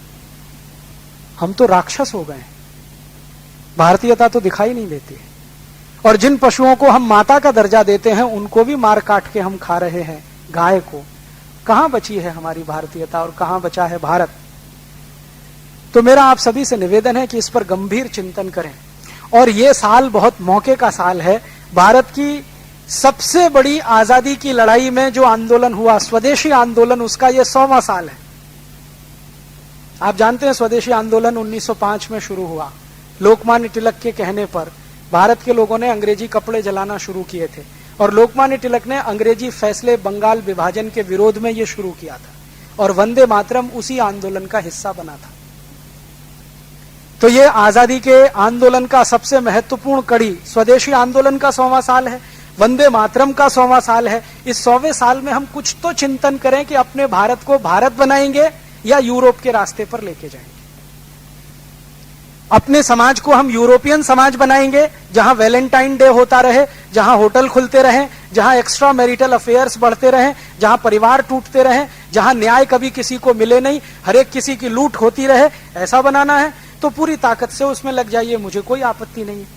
और जो आपको भारत ऐसा बनाना है जिसमें भारतीयता झलकती हो, तो फिर इसको बदलने का साहस करिए, हिम्मत करिए और प्रयास भी करिए। आप बोलेंगे जी हम क्या कर सकते हैं, हम तो अकेले अकेले लोग हैं, साधारण लोग हैं, अपने काम धंधों में फंसे हुए लोग हैं। कोई भी अकेला नहीं होता और हर बड़ा काम करने वाला अकेला होता है। ये दोनों बातें भारत में ही है। आप जरा सोचो, अगर हम ऐसा मान लेते हैं कि जी मैं तो अकेला हूं, क्या कर सकता हूं, मेरे ऊपर बहुत जिम्मेदारी है, परिवार की, बिजनेस की, धंधे की। अगर यही बात सोची होती मंगल पांडे ने, क्योंकि उसके ऊपर भी जिम्मेदारी थी परिवार की, और मंगल पांडे को उसकी प्लाटून के किसी सैनिक ने सपोर्ट नहीं किया था, अकेला उसने तय किया था कि मैं तो ये नहीं मानूंगा, गाय की चर्बी के कारतूस मुंह से नहीं खोलूंगा, जो अंग्रेज अधिकार आदेश देगा उसको मार डालूंगा। मार दिया उसने, परिणाम हुआ कि फांसी हो गई उसको। तो मंगल पांडे को तो हुई फांसी, और भारत में पैदा हो गए हजारों मंगल पांडे। तो एक मंगल पांडे बढ़ता है तो हजारों आते हैं, आप एक बढ़ेंगे तो हजारों लाखों आएंगे। अब आप बैठे ही घर में हैं, निकलने का ही संकल्प नहीं है, तब तो कुछ नहीं होने वाला। भगवान भी कहते हैं कि तुम प्रयास करो, पुरुषार्थ करो तो मैं तुम्हारे साथ हूं, और पुरुषार्थ ही मत करो, कर्महीन बन के बैठे रहो तो मैं तो किसी के साथ नहीं। कृष्ण ने अर्जुन को कहा है कि जो पुरुषार्थी हैं उनको मैं प्रेम करता हूं, और जो सिर्फ घंटी बजाते हैं, तिलक चंदन लगाते हैं, उनके पास में कभी फटकता नहीं, क्योंकि वो पुरुषार्थी नहीं। अर्जुन को पुरुषार्थी होने का पूरा संदेश है भगवत गीता। कोई मंदिर में जाके माथा टेकने का संदेश नहीं है भगवत गीता। अर्जुन कर्महीन हो रहा है, कमजोर हो रहा है, ताकत कम होती जा रही है, मन में भय बैठ रहा है, क्या करूं, कैसे करूं, ये सब मेरे हैं, प्रियजन है, कैसे लड़ूं। तो कृष्ण ने भगवत गीता सुनाई है, और वो पुरुषार्थी बनने के लिए सुनाई। रामचंद्र जी की कहानी हम पढ़े, राम की कथा पुरुषार्थी होने की कथा है। पूरा का पूरा उनका जीवन एक ही संदेश देता है, पुरुषार्थी बनो। अगर राम ने यह सोच लिया होता मैं तो अयोध्या से अकेला जा रहा हूं, मेरे साथ तो एक पत्नी है और आधा मेरा भाई है लक्ष्मण, मैं कैसे लड़ूंगा रावण से, तो वो तो निकले ही नहीं होते घर से कभी। हम सब जानते हैं कि राम सेना लेके नहीं निकले थे, राम दास दासियों को लेके नहीं निकले थे, घर से वैभव और संपत्ति लेके नहीं निकले थे, अकेले निकले थे अपनी पत्नी और भाई के साथ। नहीं निकले होते तो राक्षस संस्कृति का ही इस देश में बोलबाला होता, बाकी तो कुछ होता नहीं इस देश में। लेकिन निकल पड़े, वो निकल पड़े तो भील, कोल, किन्नर, नर सब उनके पीछे लाखों की संख्या में खड़े हो गए, और रावण जैसे शक्तिशाली राजा को परास्त कर दिया। तो दुनिया में कोई भी आदमी कोई काम करता है तो अकेला ही निकलता है। तो आप ये मत सोचिए कि मैं अकेला हूं, मैं क्या कर सकता हूं। अकेला आदमी तो बहुत कुछ करता है, संकल्प होना चाहिए। तो मुझे लगता है कि आजादी के स्वदेशी आंदोलन के 100वें वर्ष पर, वंदे मातरम आंदोलन के शताब्दी वर्ष पर कुछ तो संकल्प करें अपने मन में, और इतना ही संकल्प करें कि हम भारत को भारतीयता की तरफ ले जाने के लिए जीवन भर प्रयास करेंगे। सफल हो या ना हो ये दूसरी बात है, प्रयास हम करेंगे। क्योंकि कृष्ण ने हमें कहा है कि तुम चिंता मत करो, फल की चिंता तुम करने के अधिकारी नहीं हो, तुम काम करो, प्रयास करो, फल मिले ना मिले, मां फलेषु कदाचन। तो हम प्रयास करें, पूरी ईमानदारी से करें, कर्मठता से करें, निष्ठा से करें, तो शायद आने वाले 3 साल, 5 साल, 10 साल में ये देश भारतीयता की तरफ लौट सकता है, समाज भारतीयता की तरफ लौट सकता है। और नहीं करेंगे तो जो पीढ़ी जवान हो रही है ना, ये आपकी आंखों के सामने ही इस देश को खड्डे में ले जाके डालने वाली है, आपके देखते देखते। क्योंकि ये जो नई पीढ़ी आ रही है ना, इसको भारतीयता का संस्कार तो मिल नहीं पा रहा है, क्योंकि कॉन्वेंट में पढ़कर निकल रही है, तो संस्कार तो यूरोपियन है, तो वो भारत को तो पहचानते भी नहीं है, जानते भी नहीं है। अगर जानते और पहचानते होते तो अपने दादाजी को पूछते, would you be my Valentine. वो तो ये कहते कि भाई हम तो रक्षाबंधन मनाएंगे हमारे कॉलेज में, हम ये वैलेंटाइन डे नहीं मनाएंगे। अगर जानते बूझते समझते तो, अगर हमारी युवा पीढ़ी जानती बूझती समझती तो अब कॉलेजेस में फैशन परेड होने लगी है, यूनिवर्सिटीज में फैशन परेड होने लगी है। ये होता क्या, हमने अपने बच्चों को उन फैशन परेडों में पहले से ही शामिल करने का अब तय कर लिया है। छोटे छोटे नर्सरी स्कूलों में फैशन परेड होने लगी। यूरोप में शरीर का आनंद ही सब कुछ है, इसलिए शरीर और यौनिकता के आसपास सब कुछ घूमता है वहां पर।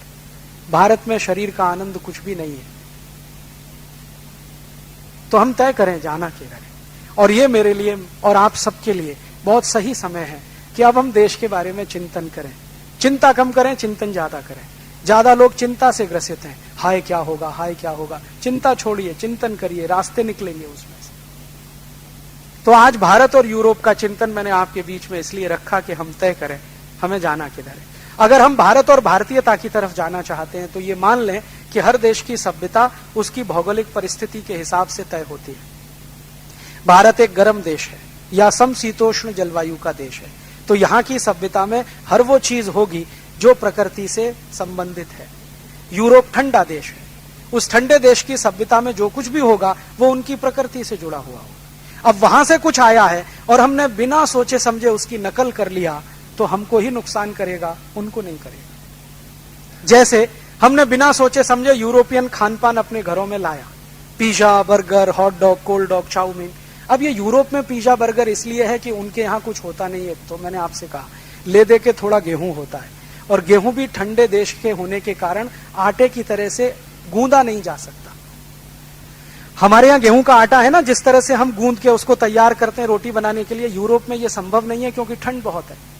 ज्यादा ठंड है तो उंगलियां काम नहीं करती, और आटे में पानी डालो तो बर्फ हो जाता है। तो कॉमन टेम्परेचर पे तो ये संभव नहीं है। अगर 100% एसी हो तो वहां थोड़ी बहुत संभावना है, लेकिन फिर वहां टेक्निक का प्रॉब्लम है। तो इसलिए वो ले दे के आटे को सड़ाते हैं और उस सड़े हुए आटे में से पाव रोटी, डबल रोटी बनाते हैं। उसको खाना उनकी मजबूरी है क्योंकि और कुछ वो बना नहीं सकते। हमारे लिए ये मजबूरी नहीं है। हम तो गेहूं के आटे से 85 तरह के व्यंजन बनाते हैं, और हमारे यहां सिर्फ गेहूं ही नहीं है, खाने के लिए 1400 से ज्यादा धान्य है। तो हम क्यों नकल करें उनकी पिज्जा और बर्गर की। और वो पिज्जा बर्गर खाते हैं तो उसको पचाने के लिए उनको कोल्ड ड्रिंक्स चाहिए ही चाहिए, क्योंकि बिना फास्फोरिक एसिड के वो पच नहीं सकता, सड़ा हुआ मैदा है। और अगर हम पिज्जा बर्गर खाकर उसको पचाने के लिए कोल्ड ड्रिंक्स पिएंगे तो कैंसर से मर जाएंगे, ये सारे वैज्ञानिक कहते हैं, क्योंकि कोल्ड ड्रिंक्स में पेस्टिसाइड्स हैं और इंसेक्टिसाइड्स हैं।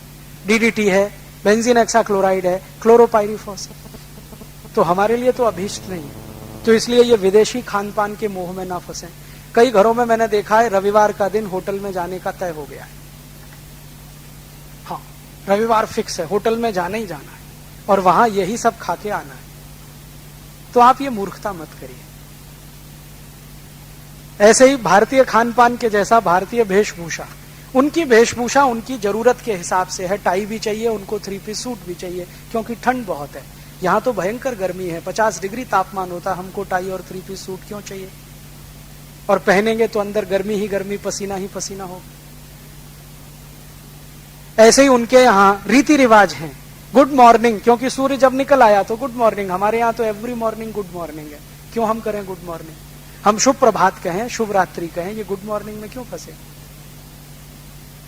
और कम से कम आज का ये व्याख्यान सुन के अपनी धर्म पत्नी को मिसेस कहना तो बंद करें, क्योंकि मिसेस रखेल होती है, पत्नी नहीं होती।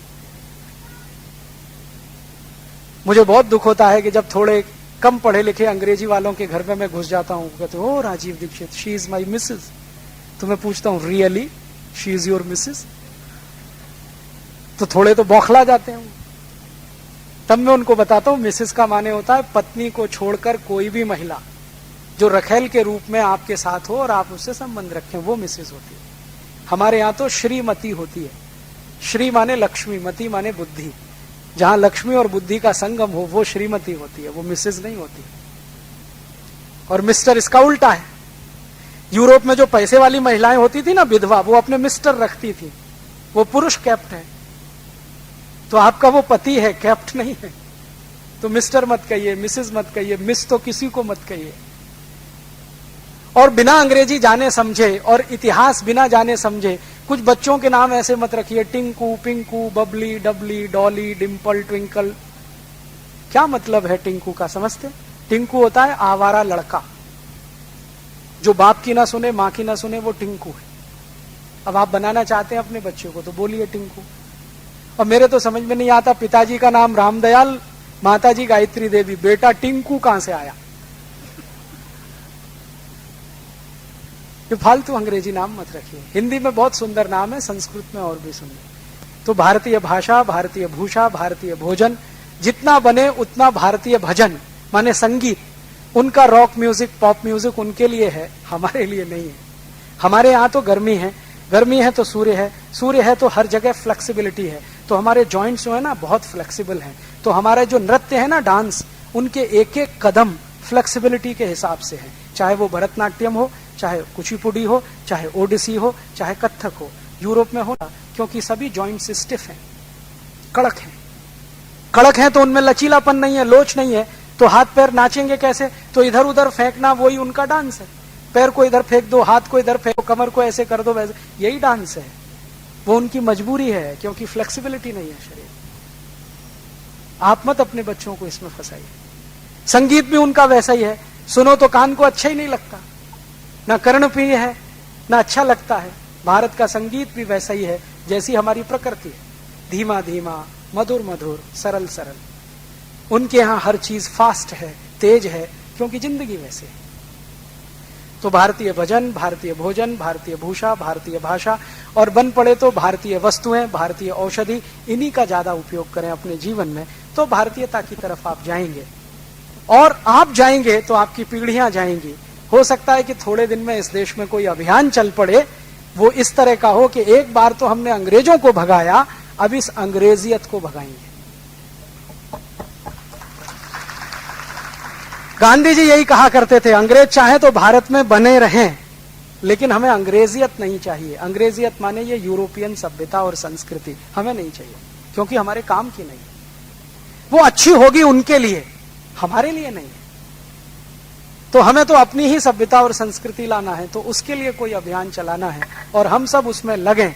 ऐसा ईश्वर हमको शक्ति दे। ऐसी भावना के साथ आप सभी का बहुत आभार, बहुत धन्यवाद।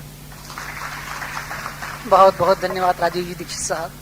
आप जितने भी सुधी श्रोता यहाँ बैठे हैं, उन्होंने भारतीय सभ्यता और संस्कृति का जो तुलनात्मक व्याख्यान आपने सुना, काफी लाभप्रद रहा। हमें निश्चित तौर से पाश्चात्य सभ्यता को छोड़कर भारतीय सभ्यता और संस्कृति को अपनाना होगा, स्वदेशी को अपनाना होगा। मैं चंद पंक्तियां कहना चाहूंगा कि तारों के बिना कभी विद्युत संचार नहीं होता, तारों के बिना कभी विद्युत संचार नहीं होता, रेखाओं के बगैर चित्रों का निर्माण नहीं होता। जीवन का नव निर्माण करने वाले सोचो, स्वदेशी के बिना जीवन स्वप्न साकार नहीं होता, स्वदेशी के बगैर जीवन स्वप्न साकार नहीं होता। आप जो स्वदेशी की अलग जगाने का जो अभियान लेकर आप चल पड़े हैं, उसमें आप अकेले नहीं हैं। निश्चित तौर से सारे सुधी श्रोता और सारा भिलवाड़ा आपके साथ है। मैं कार्यक्रम के मध्य में पधारे हुए हमारे मुख्य अतिथि आज के श्रीमान